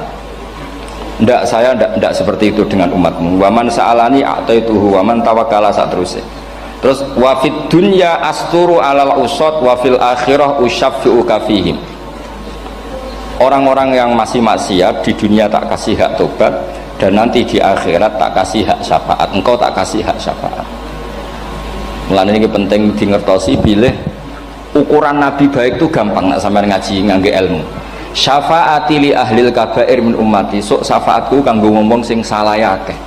Wong Nabi ku ora melok dosa kok mikir nyafaati, nek rapi-apike wong ora mungkin. Wong sing dosa aku sampean, sing salah sampean, sing mikir solusine Kanjeng Nabi. Wong kok apikane ngono iku gak mungkin ta wong. Wong sing salah ku sampean, sing diutang yang sampean, sing kasus ku sampean, sing mikir Kanjeng. Nah, itu cara ulama ngelem Kanjeng Nabi. Mulane khodam tuhu bimadihin astaqilu bihi dzunuba umrim madha fi syi'ri wal khodami. Dadi aku ngelem Nabi iku sebagai bentuk ngelem sing ndadekno dosaku ben disepuro pangeran. Misalnya kita suka Alphard, muji Alphard, suka Innova, muji Innova, suka kebun, muji kebun. Sing ribet ku nak suka hewan, seneng kucing sampean ngelem kucing. Lho bareng ngelem Kanjeng Nabi kok ora iso. Mulane jare Burdah, aku iku ngelem apa tau iso, mosok aku ora tau ngelem Kanjeng Nabi. Makanya terus beliau hidupnya, kemampuan syairnya didedikasikan hanya nggo ngelem Kanjeng Nabi Muhammad sallallahu alaihi wasallam. Mulane terus ngendikan wa huli kholasi khaira multazim. Saya dedikasikan kecerdasan saya untuk ngelem Kanjeng dan Nabi, dan itu solusi terbaik. Lalu nak ngelem Kanjeng Nabi kadang kebablasan, sampai dikritik banyak ulama karena kebablasan. Gini masyhur beliau ngendikan wala yadi ka rasulullah jahu kabi idzal karimu tajalla bismi muntaqimi. Wonten naskah sing tahalla juga wau teng mriki diwaos napa tahalla napa tajalla keturi. Tahalla ya. Wonten naskah tahalla wonten tajalla artosipun ngeten. Ya Allah, nabimu ini engkau gelari nabi yang ar-raufur rahim, sebagaimana yang sering disebut Habib Ali Al-Habsyi. Jika nabimu itu ar-raufur rahim, maka ketika engkau mau menyiksa saya dengan atas nama engkau al-muntaqim, zat yang tukang nyiksa, yang menyiksa, maka gelar engkau kepada nabi yang ar-raufur rahim itu kamu kemanakan? Jenengan kudu konsisten, terus kadung ngarani nabi jenengan raufur rahim. Maka sifat jenengan yang muntaqim jangan pakai dulu, karena saya ini umatnya Nabi yang kamu beri gelar Raufur Rahim. Paham tak jenengan? Maksudnya ya aja sida nyiksa wong kadung mbok arani Raufur Rahim. Dadi wala yadi ka Rasulullah jahu kabi idzal karimu tajalla tatahalla bismimun takim. Terus sekarang Burdah jenenge Muhammad. Allah kadung janji wong sing jenenge Muhammad ora bakal disiksa. Sebetulnya maknanya ya Muhammad Sayyidul Anbiya nih. Tapi ketika ono panggilan Muhammad ke depan, Muhammad gak boleh disiksa. Jeneng kula nggih Muhammad. Terus Burdah nu saking yakine ngendikan fa innali zimmatan minhu bi tasmiyati Muhammadan wa huwa afal khalqi bi zimma. Gusti jenengan kudu eling nami kula niku Muhammad. Wong sing jenenge Muhammad itu ora oleh disiksa. Padahal maksudnya ora oleh disiksa kan kanjeng Nabi Muhammad, tapi piyambake namine Muhammad. Terus ngendikan malih in ati dzamban fama ahdi bimun taqidi minan nabi wala habli bimun sorim. Gusti kula pun iman mbek jenengan. Iman itu nilainya tertinggi. Jenenge iman nilai tertinggi, maka iman nggak bisa dibatalkan hanya karena saya salah. Jadi pangeran kok diruwayu, dipeksa, kudu ngakoni nek dene umat Rasulullah sallallahu alaihi wasallam dan in ati lamun nekani ingsun damkan ing dosa. Fama ahdi bimuntaqidin, maka perjanjian saya dengan engkau tidak boleh dibatalkan. Itu termasuk hebatnya umat Rasulullah sallallahu alaihi wasallam. Apapun salahnya niku tetap diakoni umat Rasulullah sallallahu alaihi wasallam. Mergo termasuk kelebihan Nabi nu gak ada hak napa? Syafaat. Nggih eling-eling termasuk kelebihan Nabi nu gak ada hak napa? Syafaat. Meskipun kita tetap khawatir jenenge dosa ge istighfar, tapi aja dadi putus asa mergo napa in anti dzamban fama ahdi bimuntaqidi minan nabiyyi wala habli bimun sharim. Terus niku cerita-cerita madhe ulama teng Rasulullah sallallahu alaihi wasallam. Mereka milih kata-kata sing wong apik eling terus. Nggih eling terus. Wau kados wau fadurru yasdadu husnan wa huwa muntazimu wa laysa yang kusukotron hiramun. Jadi dulu tuh pernah ada faham-faham sing cara zahiri hadis iku abai nabi itu seperti ini cara zahiri hadis. Tapi ahli sunnah wal jamaah terus dipendapat bapak nabi babe nabi ku min ahlil jannah. Mergo apa? Wa kaifala wa sayyidul akramu sallallahu alaihi wasallam wasitatul muntaqah. Nabi itu orang suci, pasti lewat rahim-rahim yang suci. Minal aslabi thahira ilal arhamiz zakiyatil fakhira. Itu logika yang dibangun. Sehingga terus mantep baru kayak wau mau sedibak mau berjanji kiyakan wong Islam an-nabi min abihi wa ila jaddi jaddi sampai Adam niku kabeh tarokus sifaha falam yusibhum aruhu min adami wa ila abihi wa ummi. Begitu juga masalah iman. Soal misalnya ada pertanyaan ilmiah, lalu Ibrahim gimana? Karena nanya Azar itu kafir. Zaman ada Nur Rasulullah sallallahu alaihi wasallam, Azar belum kafir. Setelah intikal ke Ibrahim baru Azar kafir. Atau ada yang menjawab istilah abun di situ itu majaz. Sebetulnya Azar bukan bapak kandung tapi apa? Paman. Selalu ada jawaban ilmiah dari ulama-ulama ahli sunnah wal jamaah. Tapi kalau pesen teng jenengan sementing niku mau tiba berjanji napa bodan ada 1-2 bait yang jenengan tahu maknanya sehingga nanti kualitas mahabbah kita, kualitas kecintaan kita pada Rasulullah sallallahu alaihi wasallam niku tambah. Misalnya ngeten kula kan nekuni tafsir ya. Ada ayat rubama yawaddul ladzina kafaru law kanu muslimin. Niku hampir semua mufassir konsensus sepakat jeng ben nek wong Islam mlebu neraka. Niku sampean kudu donga nek mlebu neraka muga-muga jejer wong kafir sing kecangkeman. Niku dinyek. Jarene iman nekani mau oleh jutene neraka padha wae aku. Apa meneh misale sampean hafal Quran jejer wong sing hafal jare kapit kok ora mlebu napa? Neraka. Kudu ana sing ngenyek. Mergo Allah nu tersinggung sakwise ana wong sing napa? Ngenyek. Akhirnya Allah tersinggung. Niku sing diceritakno tiba.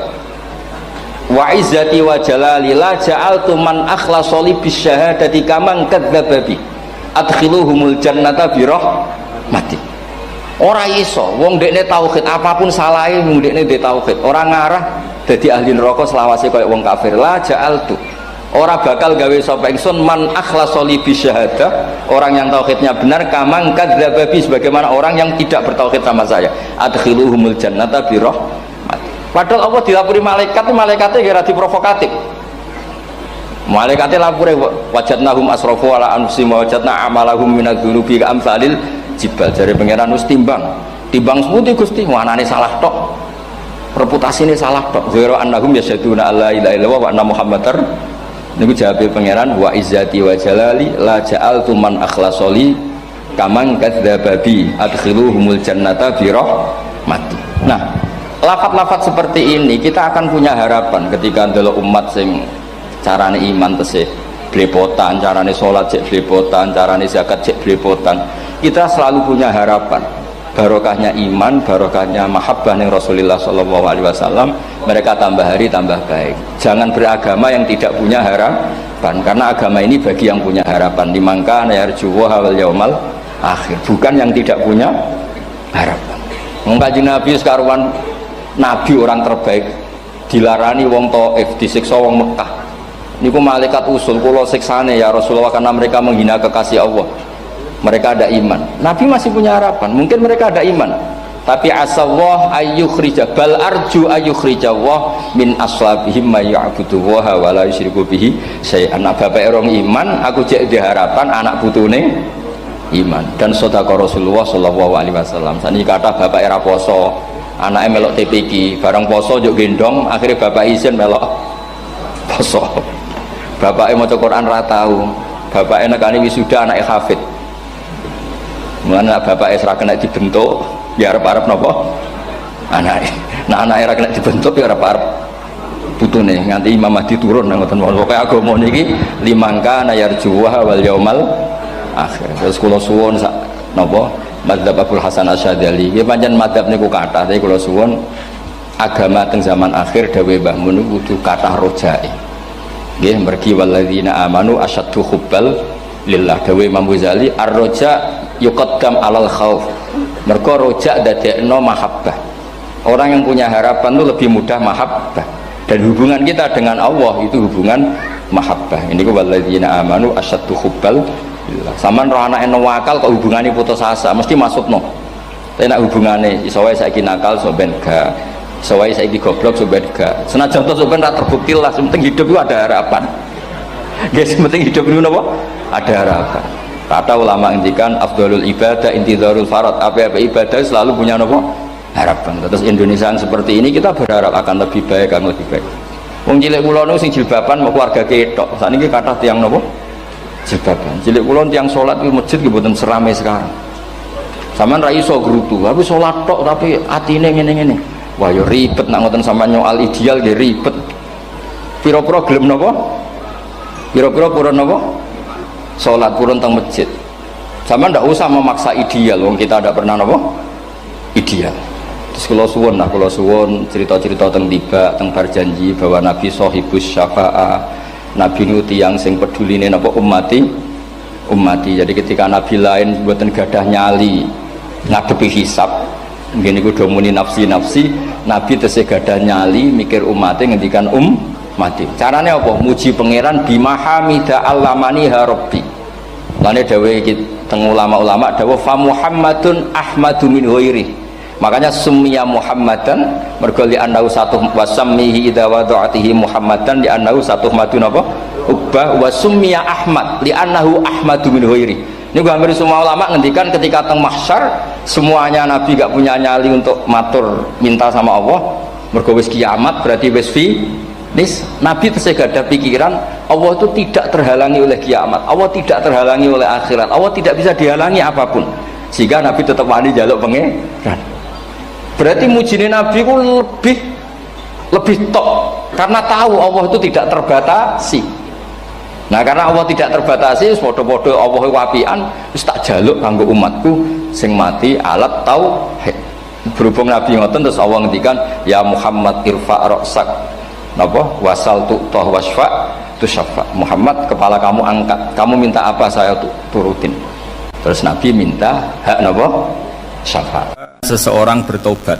Dulu umatnya Nabi Musa ada yang menyembah anak sapi ijel, itu harus tobat. Itu tobatnya ekstrim betul. Kalau tobat sekarang kan cukup istighfar sama istighosah. Kalau dulu enggak, liyak tulal bari umingkum al mujrima, yang terbebas dari dosa menyembah anak sapi, membunuh yang terlibat atau pernah menyembah anak sapi. Makanya ayatnya apa? Fatubu ila bari'ikum faqtulu anfusakum. Ya, jadi orang-orang yang pernah menyembah anak sapi itu tobatnya apa? Faqtulu anfusakum. Sebab itu semua ulama berkewajiban menerangkan nasa mansuh. Sampai Sayyidina Ali suatu saat ada mubalek atau ustadz itu ngajar di masjid, ditanya, kamu tahu nasa mansuh enggak?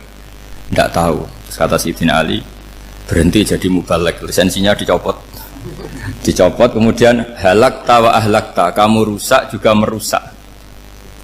Kenapa demikian? Logikanya begini, semua nabi itu kan panutan. Saya ulang lagi ya, semua nabi itu panutan. Tapi kalau kamu tidak tahu nasaman, so jangan-jangan kamu ikut nabi sebelum kamu, yang nasahnya itu syariatnya sudah apa? Mansukhoh, sudah di nasah. Itu kayak kasus Sunda Wiwitan ini. Itu gak mau punya Nabi Muhammad karena kurang keren, kurang sepuh. Nabinya langsung Nabi Adam. Resikonya adalah beberapa aliran sesat itu, aliran yang kurang benar itu Zaman Nabi Adam kawinan otomatis sama saudaranya. Lalu masa sekarang kita membolehkan kawin sama apa? Kalau sama Nabi Adam mau tidak mau. Karena yang cowoknya ya bin Adam, putrinya binti Adam. Lalu Allah bikin satu sunnah yang suami istri itu harus beda, yaitu satu kandungan itu melahirkan satu pasang. Dan mulai dulu memang pasangannya orang jelek itu orang cantik. Makanya agak sial itu yang perempuan-perempuan itu. Memang mulai dulu gitu. Kalau cantik itu kesunatannya dapat jelek. Nanti sama-sama masuk surga. Karena yang cowoknya ibadahnya syukur, yang ceweknya sabar. Itu nanti sama-sama. Nah kebetulan si Qabil itu ganteng sekali Qabil. Berpasangan dengan Labuda itu jelek gembrot, pokoknya tidak cantik. Enggak lah, kebalik. Qabil itu berpasangan sama Iklimah. Jadi Qabil ganteng, punya adik kandung namanya Iklimah itu cantik sekali. Yang Habil itu rapati apa? Berarti yang Habil apa? Ya dapati ganteng, berbarengan dengan Labuda juga dapati cantik. Nah karena tadi ya berarti Qabil bareng siapa? Iklimah, Habil, Labuda. Maka untuk kawin ini nggak boleh satu kandungan. Jadi dulu karena nggak ada perbedaan ibu bapak, mau tidak mau beda. Yang penting beda. Yaitu akhirnya apa? Qabil dapat Labuda, yang Habil dapat Iklimah karena beda kandungan. Itu sudah cukup. Nah, akhirnya kan nggak terima si Qabil. Masa orang ganteng dapat orang jelek. Jadi mulai dulu itu maunya orang ganteng ya dapat orang cantik, nggak terima. Tapi Allah ngatur seperti itu. Akhirnya terjadi percekcokan. Nah, dulu itu semuanya itu religius, sehingga ukuran percekcokannya masih religi, yaitu ya gini saja, kita ngadakan kurban, yang diterima itu ya menang. Ya ternyata dalam kompetisi itu yang menang siapa? Habil. Akhirnya Habil jadi menikahi siapa? Iklimah. Kalau sekarang kompetisinya kan siapa paling kaya ya menang, lebih gampang. Nah kemudian bayangkan misalnya, ya saya ini menerangkan asa mansuh. Kita semua sering ngomong, sering berkoar-koar, sering menyarankan atau mewajibkan para nabi itu panutan dalam semua perilakunya. Ternyata ada beberapa perilaku yang sudah dinasakh atau dihapus ketentuannya oleh syariatnya Rasulullah Shallallahu Alaihi Wasallam. Maka mengenali asa mansuh itu keharusan dalam ulumul Quran, ya. Makanya Allah mengatakan apa? Manansakh min ayatin aw nunsiha pasti na'ti bi khairim minha aw misli. Jadi saya nerangkan nasakh mansuh itu dua sesi. Satu sesi antar nabi, dua di internal syariatnya apa? Nah, sekali saja hari ini tok, sudah setelah itu anggap pinter sudah. Kalau sudah jangan tanya lagi. Nah, ada beberapa lagi syariat yang masalah metode. Dulu Nabi Nuh itu dibolehkan oleh Allah saking mangkelnya sama orang kafir. Saya ulang lagi, orang kafir itu kan biadab sekali, nempat buminya Allah, makan rezekinya Allah, kemudian mengkafirkan Allah. Pikirannya Nabi Nuh, orang biadab gini nggak layak hidup, itu pikirannya Nabi Nuh. Kalau dia pakai militer, tidak punya militer, ya pakai langit akhirnya. Pakai kekuatan langit, beliau berdoa, Rabbi la tazar alal ardi minal kafirina dayyaro. Innaka intazarhum yudillu ibadaka wala yalidu illa fajirong kafar. Ya Allah, mereka ini orang-orang kafir, padahal pakai bumi engkau, pakai rezeki engkau, matikan semua saja, jangan sisakan satupun. Karena kalau masih sisa, nanti anak turunnya ya gitu, gennya gendo ya pasti melahirkan gendo, gen wala yalidu illa fajirong kafar. Kalau kamu sisakan pasti melahirkan generasi gendo lagi, kafir lagi, dituruti sama Allah. Kecuali orang 80 yang ikut Nabi Nuh. Nah, orang 80 yang ikut Nabi Nuh ini selamat karena iman. Maka generasi yang sekarang ini termasuk saya semua ini semuanya turunan orang iman. Maka kita ini punya dua status. Satu, Allah kadang manggil kita ya Bani Adam, karena faktanya kita turunan Nabi apa?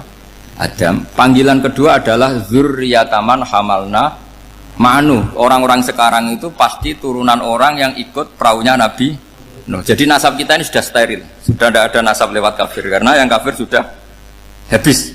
Semua orang sekarang itu turunan Nabi Nuh, yaitu disebut apa? Dzurriyyataman hamal nama, yaitu sekitar orang 80. Nah, oleh Allah Subhanahu wa taala syariat seperti ini pernah dituruti, yaitu akhirnya mereka mati semua kecuali orang 80 yang mukmin. Tapi uniknya Allah apa? Era Rasulullah sallallahu alaihi wasallam, nabi kita Nabi Muhammad itu diutus rahmatan lil alamin. Ketika Nabi didustakan, diusir, disakiti, malaikat gunung, beberapa malaikat sing ahli adab spesial eksekutor lah kira-kira gitu. Muhammad, kamu bilang saja ke saya, kalau kamu ingin orang-orang Mekah Abu Jahal CS saya hancurkan. Tapi apa kata Nabi? Saya berharap kalau mereka belum iman, anak cucunya iman. Karena bagaimanapun sperma ya atau calon bayi atau calon keturunan itu kan ada fi aslabir rijal atau fi zuhurir rijal. Jadi kalau dalam ilmu agama itu gen manusia itu disimpan di zuhurir rijal di punggung lelaki, nanti dipindah ke arhamin nisa. Logikanya gini, ini dengerin ya, logikanya gini, misalnya Abu Jahal itu di situ ada orang namanya Ikrimah, itu anaknya Abu Jahal, itu orang mukmin. Akhirnya ya jadi orang alim.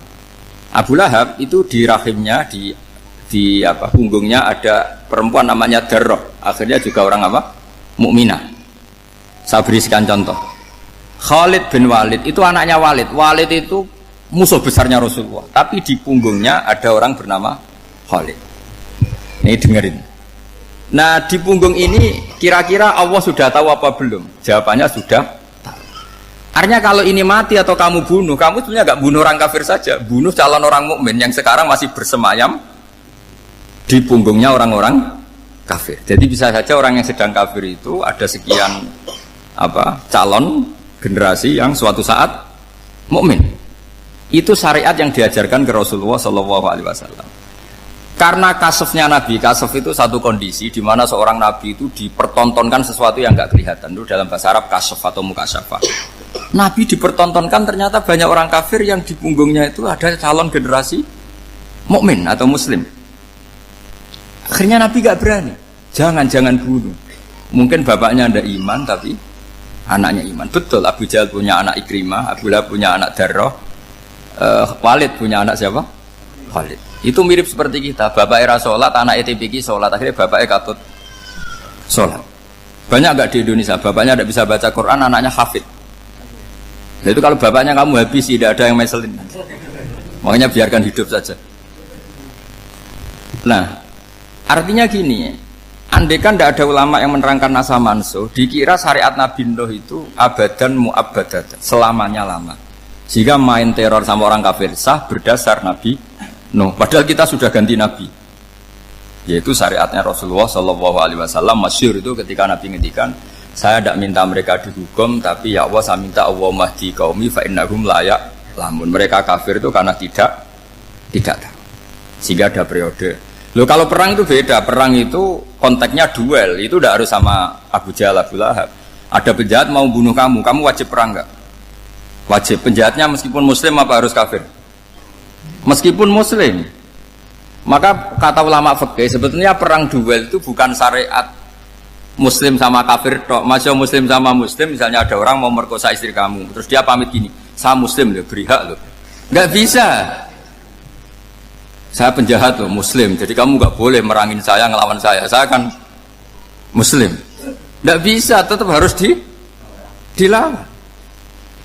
Makanya kata ulama-ulama fikih, pertarungan sama musuh itu tidak harus sama orang kafir. Orang muslim pun yang mengganggu kehormatan kita, misalnya mau merkosa istri Anda, itu harus dilawan. Makanya Nabi ngendikan, mangkutila duna mali fahuwa syahid, mangkutila duna harimi fahuwa syahid. Orang yang mati karena membela kehormatan keluarganya atau hartanya, maka dia mati syahid. Dan penjahat yang mati ini muhaddarun damu, diabaikan, sehingga nggak kena kisos, membunuhnya nggak kena. Misalnya ada penjahat mau bunuh kamu duel, menang. Kamu nggak kena kisos karena ini muhaddarun damu, diabaikan kehormatannya. Padahal dia muslim, apa? Muslim. Ini perlu. Jadi ini mengaji ini agak jelimet tapi gampang. Kan kalau paham nggak paham selesai, jadi nggak baca selesai itu. Sehingga kalau nggak ada nasa mansuh, maka selalu berpikir, pokoknya yang penting ikut Nabi. Nah itu bahayanya kalau Anda tidak tahu detail, jangan-jangan syariat yang kamu ikuti itu syariat yang sudah berstatus mansukhoh, telah dicabut. Dan itu banyak. Makanya kata Sayyidina Ali ketika ada orang ngajar gak tahu nasa mansuh, halakta wa ahlakta, kamu rusak dan merusak orang lain. Seperti tadi pernah ada kawin itu satu turunan, yaitu era Nabi Adam. Masa kita sekarang kawin sama satu turunan, kan gak mungkin. Ya kan, pernah ada membumi hanguskan orang kafir, yaitu syariatnya Nabi Nuh, itu dihapus oleh syariatnya Nabi Ibrahim dulu. Yaitu Nabi Ibrahim menghentikan apa? Faman tabi'ani fa innahu minni wa man asani fa innaka ghafurur rahim. Ya, kalau orang ikut saya ya Allah ya pasti golongan saya. Kalau yang masih maksiat, masih balelo, saya berharap engkau ampuni. Akhirnya banyak orang kafir tobat. Coba era Rasulullah itu semua orang kafir Mekah itu kafir. Nabi belum wafat. Itu sudah ada 114.000 mukmin semua. Jadi Nabi menangi mayoritas orang menjadi mukmin dari mayoritas kafir, yaitu disebut wara'aitan nasa yadkhuluna fi dinillahi afwaja. Andai kan Nabi Muhammad pakai syariatnya Nabi Nuh, bisa enggak ngislamkan orang sebanyak itu? Enggak bisa kan? Maka ini penting mengenali nasah mansuh. Jadi periode cara wong Jawa maksud no tuntas, Robila Tadar itu, pasot tuntas itu, menghabisi itu habis di periode Nabi siapa?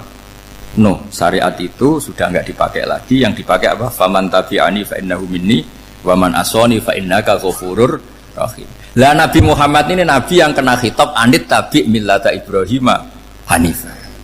Jadi masternya Nabi Muhammad itu mentornya Nabi Ibrahim. Sehingga syariatnya ya faman tabi'ani fa innahu minni wa man asani fa innaka ghafurur rahim. Tidak syariat Rabbila tadzar alal ardi minal kafirina daya. Jelas ya, jadi mengenali nasa mansuh itu penting sekali, karena kalau tidak Anda halakta wa ahlakta, kamu merusak diri kamu sendiri juga merusak orang lain, karena menfatwakan hukum yang sebetulnya sudah berstatus mansukh hanya berdasar itu kan syariatnya nabi-nabi dulu. Syariat yang apa? Syariat yang nggak pernah terhapus hanya satu, usuluddin, yaitu tauhid, itu sama. Tapi kalau syariat itu beda-beda, atau furu'iyah itu beda-beda. Itu tadi saya beri contoh, era Nabi dulu kalau ada pakaian najis dipotong, dibuang. Era Nabi Muhammad dicuci. Orang kafir dihabisi oleh langit. Era Nabi Muhammad nggak boleh, bahkan didoakan Allahumma hdi qaumi fa innahum la ya'lamun. Di Qur'annya apa? Wa in ahadum minal musyrikin astajaraka fa'jirhu hatta yasma'a kalam Allah summa ablihu makmana. Jadi kalau ada orang kafir nggak boleh main dihabisin, mereka beri peluang untuk mengkaji kitab Allah hatta yasma'a kalam Allah. Kalau mereka sudah berpeluang ngaji, harus summa ablihu makmana, harus dijamin keamanan. Ya, karena apa? Dzalika bi annahum qaumul la ya'lamun. Bagaimanapun mereka memang karena tidak tahu. Nah, kenapa tidak tahu? Enggak. Karena tadi mereka tertutup oleh kultur yang beratus-ratus tahun. Mbah-mbahnya mereka menyembah batu, menyembah berhala. Ya taunya itu ya Tuhan. Bagaimana Anda bisa menjelaskan sesuatu yang sudah beratus-ratus tahun, kan tidak gampang. Maka ada periode dimaklumi, apa? Kalau era sampean kan, mosok waktu disembah saking gobloknya orang, kamu lahir kan sudah nyembah Allah, tidak nyembah batu. Bayangkan kalau kamu jadi mereka.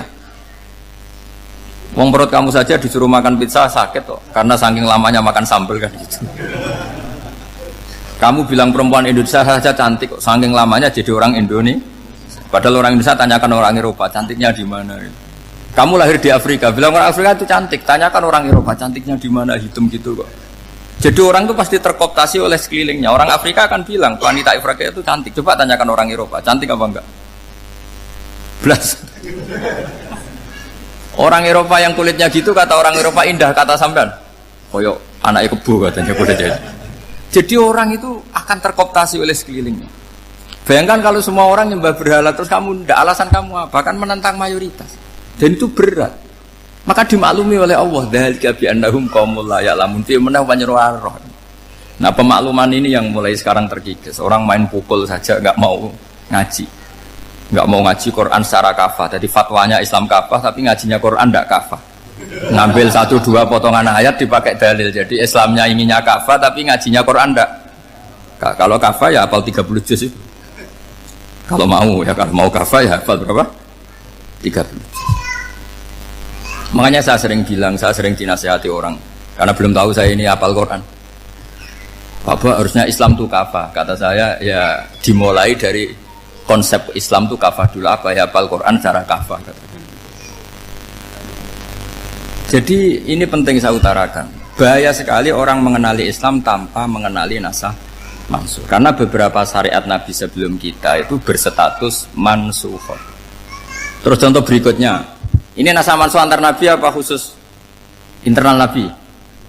Antar Nabi aja gak selesai nih sampai subuh aja gak selesai. Contoh yang paling keren mungkin cowok semua senang. Nabi Dawud dulu istrinya berapa? 99. Nah itu kalau masih halal itu kan berarti jenengan tuh punya istri berapa? Wah kan ngeri betul. Punya satu aja repotnya gitu, apalagi berapa? Punya 99. Terus kamu bilang gini, ini kan syariatnya Nabi Dawud, Nabi kan bisa diikuti.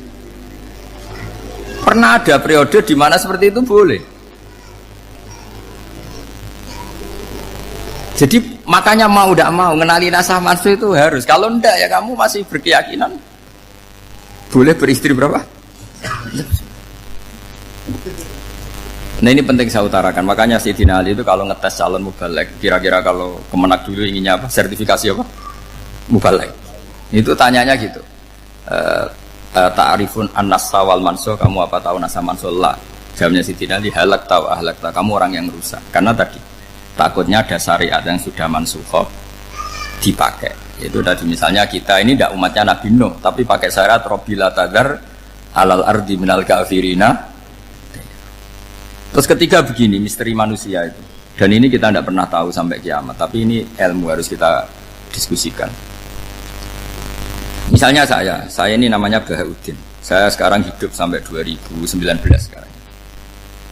Kan hanya Allah yang tahu berapa turunan saya sampai kiamat dan statusnya kayak apa. Donald Trump juga gitu. Donald Trump itu sekarang kafir, tapi kita tidak pernah tahu nanti turunan keberapa ada yang Muslim. Lah turunan yang calon Muslim ini diletakkan di mana kita tidak tahu. Yang jelas kalau kamu bunuh itu katut itu. Artinya gini, logika membiarkan orang kafir itu ya ada logikanya. Nah, logika membunuh karena mereka mau membunuh kita ya ada logika fikihnya, karena kalau kita ada membunuh dibunuh. Makanya semuanya hukum ini terus bergantung al-hukmu yaduru ma'ilatihi wujudan wadan. Di sini terus dipertemukan. Makanya semua nabi itu kalau yang namanya membunuh pasti pas perang saja, karena ini kondisi yang memang pilihannya hanya dua, kalau nggak dibunuh ya membunuh. Ada duel lah. Maka ini butuh kajian fikih dan orang nggak boleh subjektif dalam hal ini. Saya ulang lagi, tidak boleh subjektif karena tadi orang yang kamu katakan sekarang misalnya Zaid, kamu itu bodoh sekali. Kenapa bodoh? Nggak hafal Quran, nggak pernah kuliah, nggak pernah ngaji. Ternyata Zaid ini bersemayam calon anak yang alim alama hafal Quran, namanya Umar, tapi masih jadi sperma. Suatu saat Zaid itu punya anak alim alama, kan banyak orang tidak bisa baca Quran punya anak hafid, banyak nggak di Indonesia? Banyak nggak petani yang punya anak dekan? Petani punya anak dekan, yang dekan punya anak naik kelas saja susahnya bukan main. Banyak kan? Nah ketika dibalik nanti ada dekan punya anak goblok, yang petani punya anak dekan pinter mana? Kita tidak pernah tahu, makanya ini kan ya sudah, kalau nggak pernah tahu ya bilang saja wallahu alam, kan selesai, daripada keminter keliru kan ada wallahu alam. Makanya cerita favorit guru saya Kiai Haji Maimun Zubair itu punya apa namanya Kiai Zubair, itu cerita favoritnya itu ada santri namanya Soleh itu alim alama. Orang Madura itu cara berpikir kan kalau kiai saja alim seperti itu apalagi bapaknya. Pas bapaknya main ke pondok, santrinya ada ribuan, bapaknya main ke pondok itu sholat itu ya gak bener, gak sesuai sunnah Rasul lah kira-kira gitu. Sudah sholat itu gak bener, apa-apa gak bener, masih ditakwil sama santri Madura, karena orang Madura itu kultus. Mungkin khilaf itu satu khusus, pokoknya perlakuan khusus. Suatu saat saking bodohnya orang itu, kenceng tuh pinggir musola. Wah ini gak bisa ditakwil lagi, akhirnya gak bisa ditakwil tuh gak. Wah ini sudah gak bener ini, gak bener. Singkat cerita santri tadi gak kuat matur ke kiainya, Pak Yai, jenengan sealim itu kok bapaknya segoblok itu. Kenapa? Ya, dia kencing pinggir musola. Oh bapak saya itu pinter sekali. Kok bisa? Karena beliau yang memutuskan saya mondok sampai saya jadi alim alama seperti ini. Yang bodoh itu mbah saya. Yang bodoh itu mbah saya kan?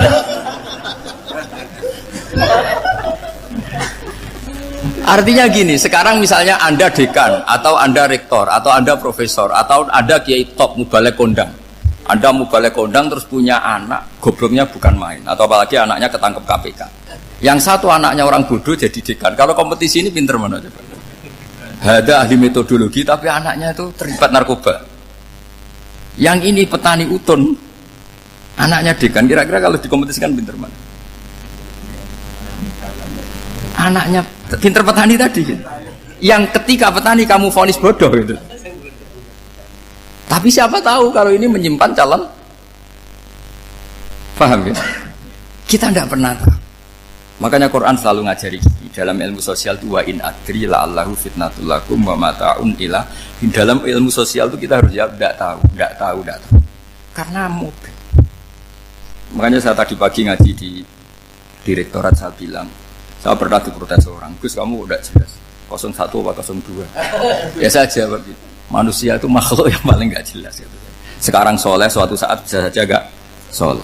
Yang sedang gak soleh suatu saat soleh. Sesuatu yang mungkin rubah kok kamu fanatik itu gimana? Nalarnya itu gimana?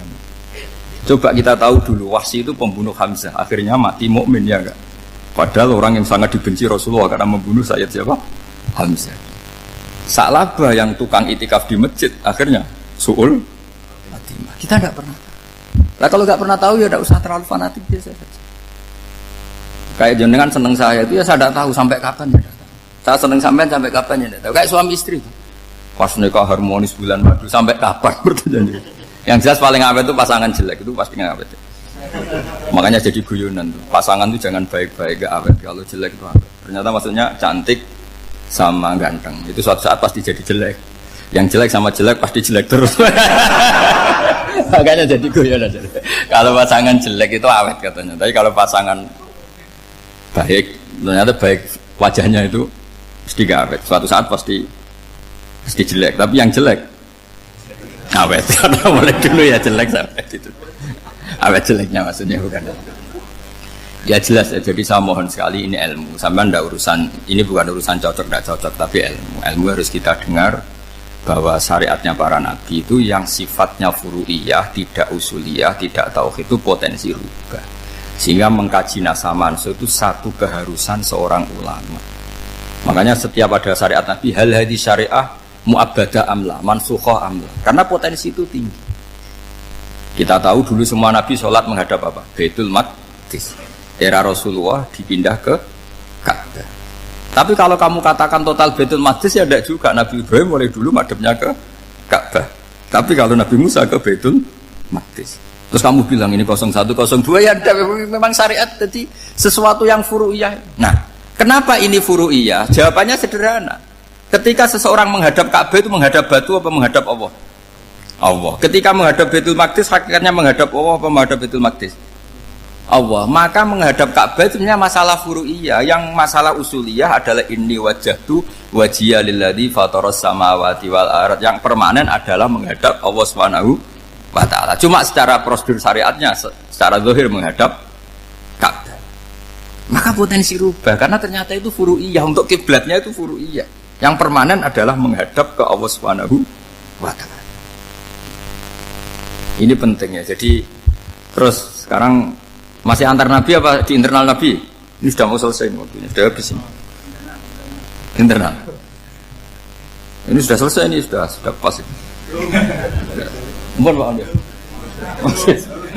Wah. Jam ini sudah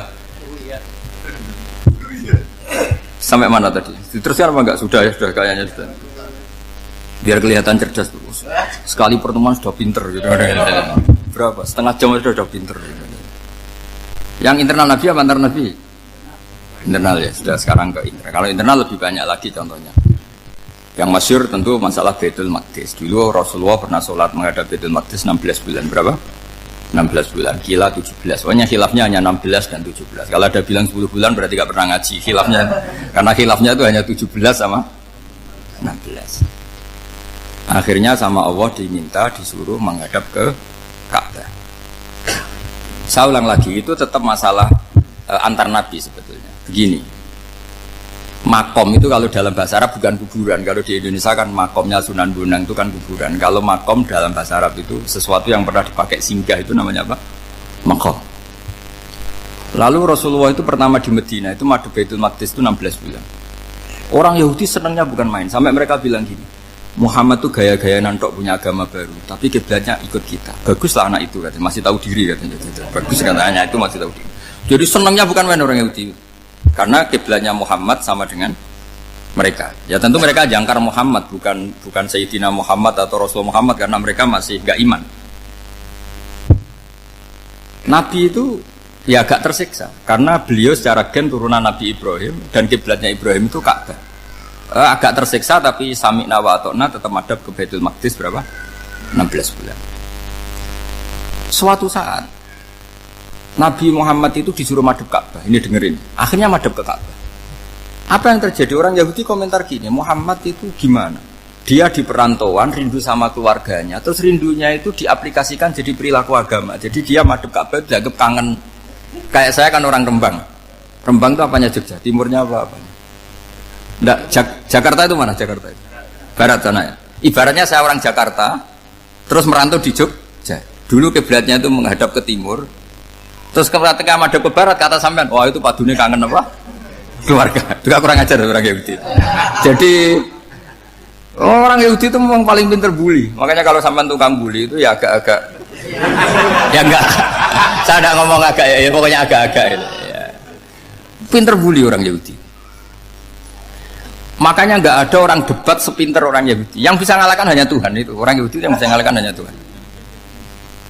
Sayyidina Ali orang paling terkenal cerdas. Itu kalau sama orang Yahudi itu pusing. Karena ya, apa logikanya itu? Saya beri sekian contoh. Ada orang Yahudi tanya gini, Muhammad, kalau kambing mati itu yang bunuh siapa? Ya Allah, mati langsung itu. Agama kamu itu aneh, Mak. Yang langsung sentuhan Allah haram, tapi yang lewat tangan-tangan jahil manusia malah halal. Harusnya itu yang halal kan orisinal, langsung Allah yang bunuh. Jadi teknya itu aneh, dari cara berpikir itu aneh. Nah cara sampean ini kan, nak halal pangan kue. Tapi Nabi kan nggak boleh bertutur kata kasar gitu. Kalau yang jadi Nabi saya untalan ngono kan gitu. Tapi Nabi kan nggak boleh kasar. Jadi Nabi itu problem karena nggak boleh apa? Kasar. Kalau kita kan gampang, ya nak halal untalan kan selesai apa? Tapi Nabi nggak boleh kasar gitu. Jadi nggak Nabi ya sampean itu kan enak. Mau keliru ya pantas, mau apa saja pantas. Karena kan nggak panutan. Kalau Nabi nggak bisa meluruskan kebenaran itu harus tetap sesuai akhlak. Ya jadi agak kerepotan. Makanya punya Umar alhamdulillah ada yang nggak perlu aturan gitu. Jadi enak. Jadi ya itu memang aturannya harus itu. Coba Nabi itu perang tapi nggak boleh bunuh. Kayak apa susahnya? Beliau jadi sasaran tembak tapi nggak boleh bunuh. Kalau sahabat kan enak, duel, relax, santai, bisa tarung. Kalau Nabi nggak boleh. Makanya Nabi meskipun ikut perang terus gak ada sejarah orang yang dibunuh. Ya hanya satu peristiwa itu pun dibaca orang kafir, ditangkis Nabi, pedangnya kembali ke dia mati. Tapi gak ada yang Nabi. Karena Nabi kalau pembunuh nanti itu terus kayak pendekar kan susah juga punya Nabi kok. Habis perang misalnya Nabi tanya, Muhammad habis orang berapa? 1000. Ya repot juga punya Nabi mantan apa? Pembunuh meskipun yang dibunuh orang kafir, tapi kan kayak apa ya? Fitrah manusia itu akan menolak kepemimpinan orang yang gitulah pokoknya nggak bisa diterangkan itu. Makanya Nabi itu nggak pernah bunuh meskipun kayak apa musuhnya, tapi nggak pernah bunuh. Untungnya di sekeliling orang-orang yang tadi. Jangan bilang itu suka bunuh ya, pokoknya perang gitu ya. Perang dengan bunuh itu beda loh. Kalau perang itu fair apa? Fair. Sampai mana tadi? Nabi Ibrahim ya. Makom tadi saya ulang lagi. Nabi Muhammad menghadap ke Baitul Maqdis itu hanya Allah nuruti. Ini loh Nabi betul. Tahu betul bahwa di antara syariat adalah Baitul Maqdis karena semua Nabi pernah berkiblat Baitul Maqdis. Tapi Nabi ketika menghadap ke Ka'bah, Nabi juga dibilangin sama Allah, ini loh syariat yang benar, karena Ka'bah juga kiblat sing aktaku, lebih tua ketimbang Baitul Maqdis. Maka disebut Ka'bah Atiqah. Ilal Baitil Atiq. Kalau Quran bahasakan Ka'bah apa? Wal yatawafu bil Baitil Atiq. Atiq itu tua sekali. Ya sudah. Ketika berstatus tua itu orang Yahudi seneng, mergo roh kelirune Muhammad. Mereka nantang, Muhammad ayo debat terbuka. Nabi rawuh. Bagaimana Anda bilang Ka'bah itu kiblat tertua? Wong Ka'bah itu pertama yang menghadap sana itu ya kamu. Semua Nabi menghadapnya ke Baitul Maqdis. Terus Nabi Muhammad mulai berargumentasi ilmiah tadi. Enggak, Ka'bah itu kiblatnya Ibrahim. Jadi Ibrahim dulu itu yang mulai dulu kiblatnya itu di Ka'bah. Terus orang itu tanya buktinya apa? Terus dijawab fihi ayatum bayinatum maqam Ibrahim. Ternyata di situ ada jejak kakinya Nabi Ibrahim, yaitu batu yang diinjak beliau ketika bangun Ka'bah. Itu argumentasi ilmiah. Lah barang orang Yahudi kehilangan ilmu, itu gobloknya orang Yahudi. Makanya yang bisa mengalahkan Yahudi hanya Allah Subhanahu wa taala. Luang Ibrahim saja golongan kita, pengikut kita. Ibrahim itu pengikut Yahudi. Wah, itu Nabi mulai senyum-senyum, mulai tertawa-tawa. Wah, itu goblok, orang terdidik.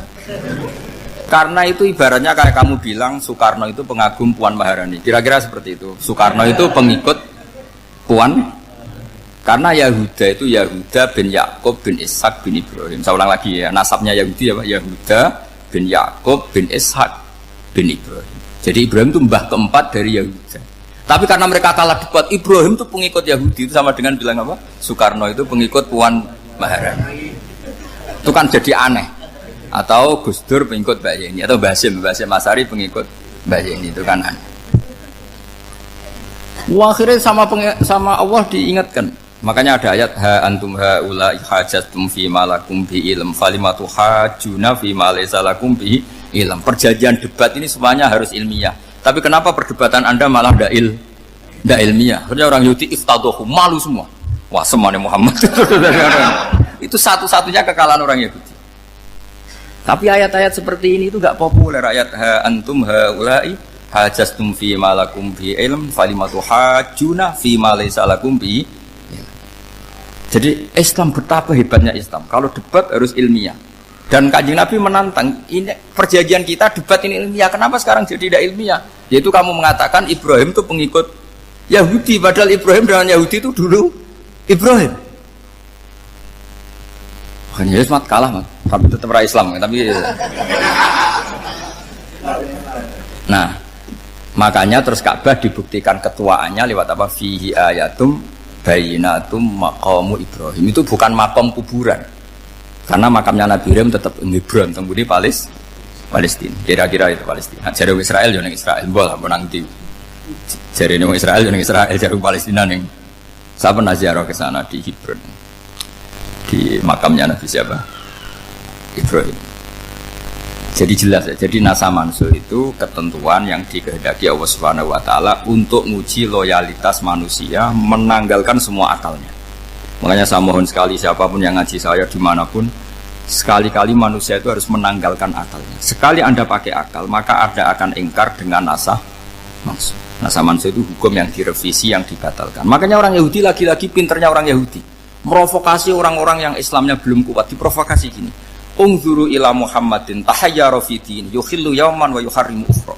Lihat itu Muhammad, dia kebingungan cara beragama. Kadang bilang A, besok bilang B. Jadi nasa mansub dianggap satu bentuk kebingungan. Gak kurang ajar tapi. Wah, akhirnya sebagian orang yang murtad. Makanya nasa mansub itu satu peristiwa yang menjadikan banyak orang murtad. Karena diprovokasi orang Yahudi bahwa itu bentuk kebingungan Muhammad. Akhirnya terus saya qulu sufa minan nasi ma wallahum al-qiblati mulati kanu aliyah. Nah, kelirunya orang Yahudi adalah ternyata nasa mansuh yang dipilih Rasulullah itu semuanya ada di Taurat dan Injil. Termasuk di Taurat dan Injil disifati dan Nabi yusolli ilal qiblatin, bahwa Nabi ini akan bersolat dengan dua kiblat.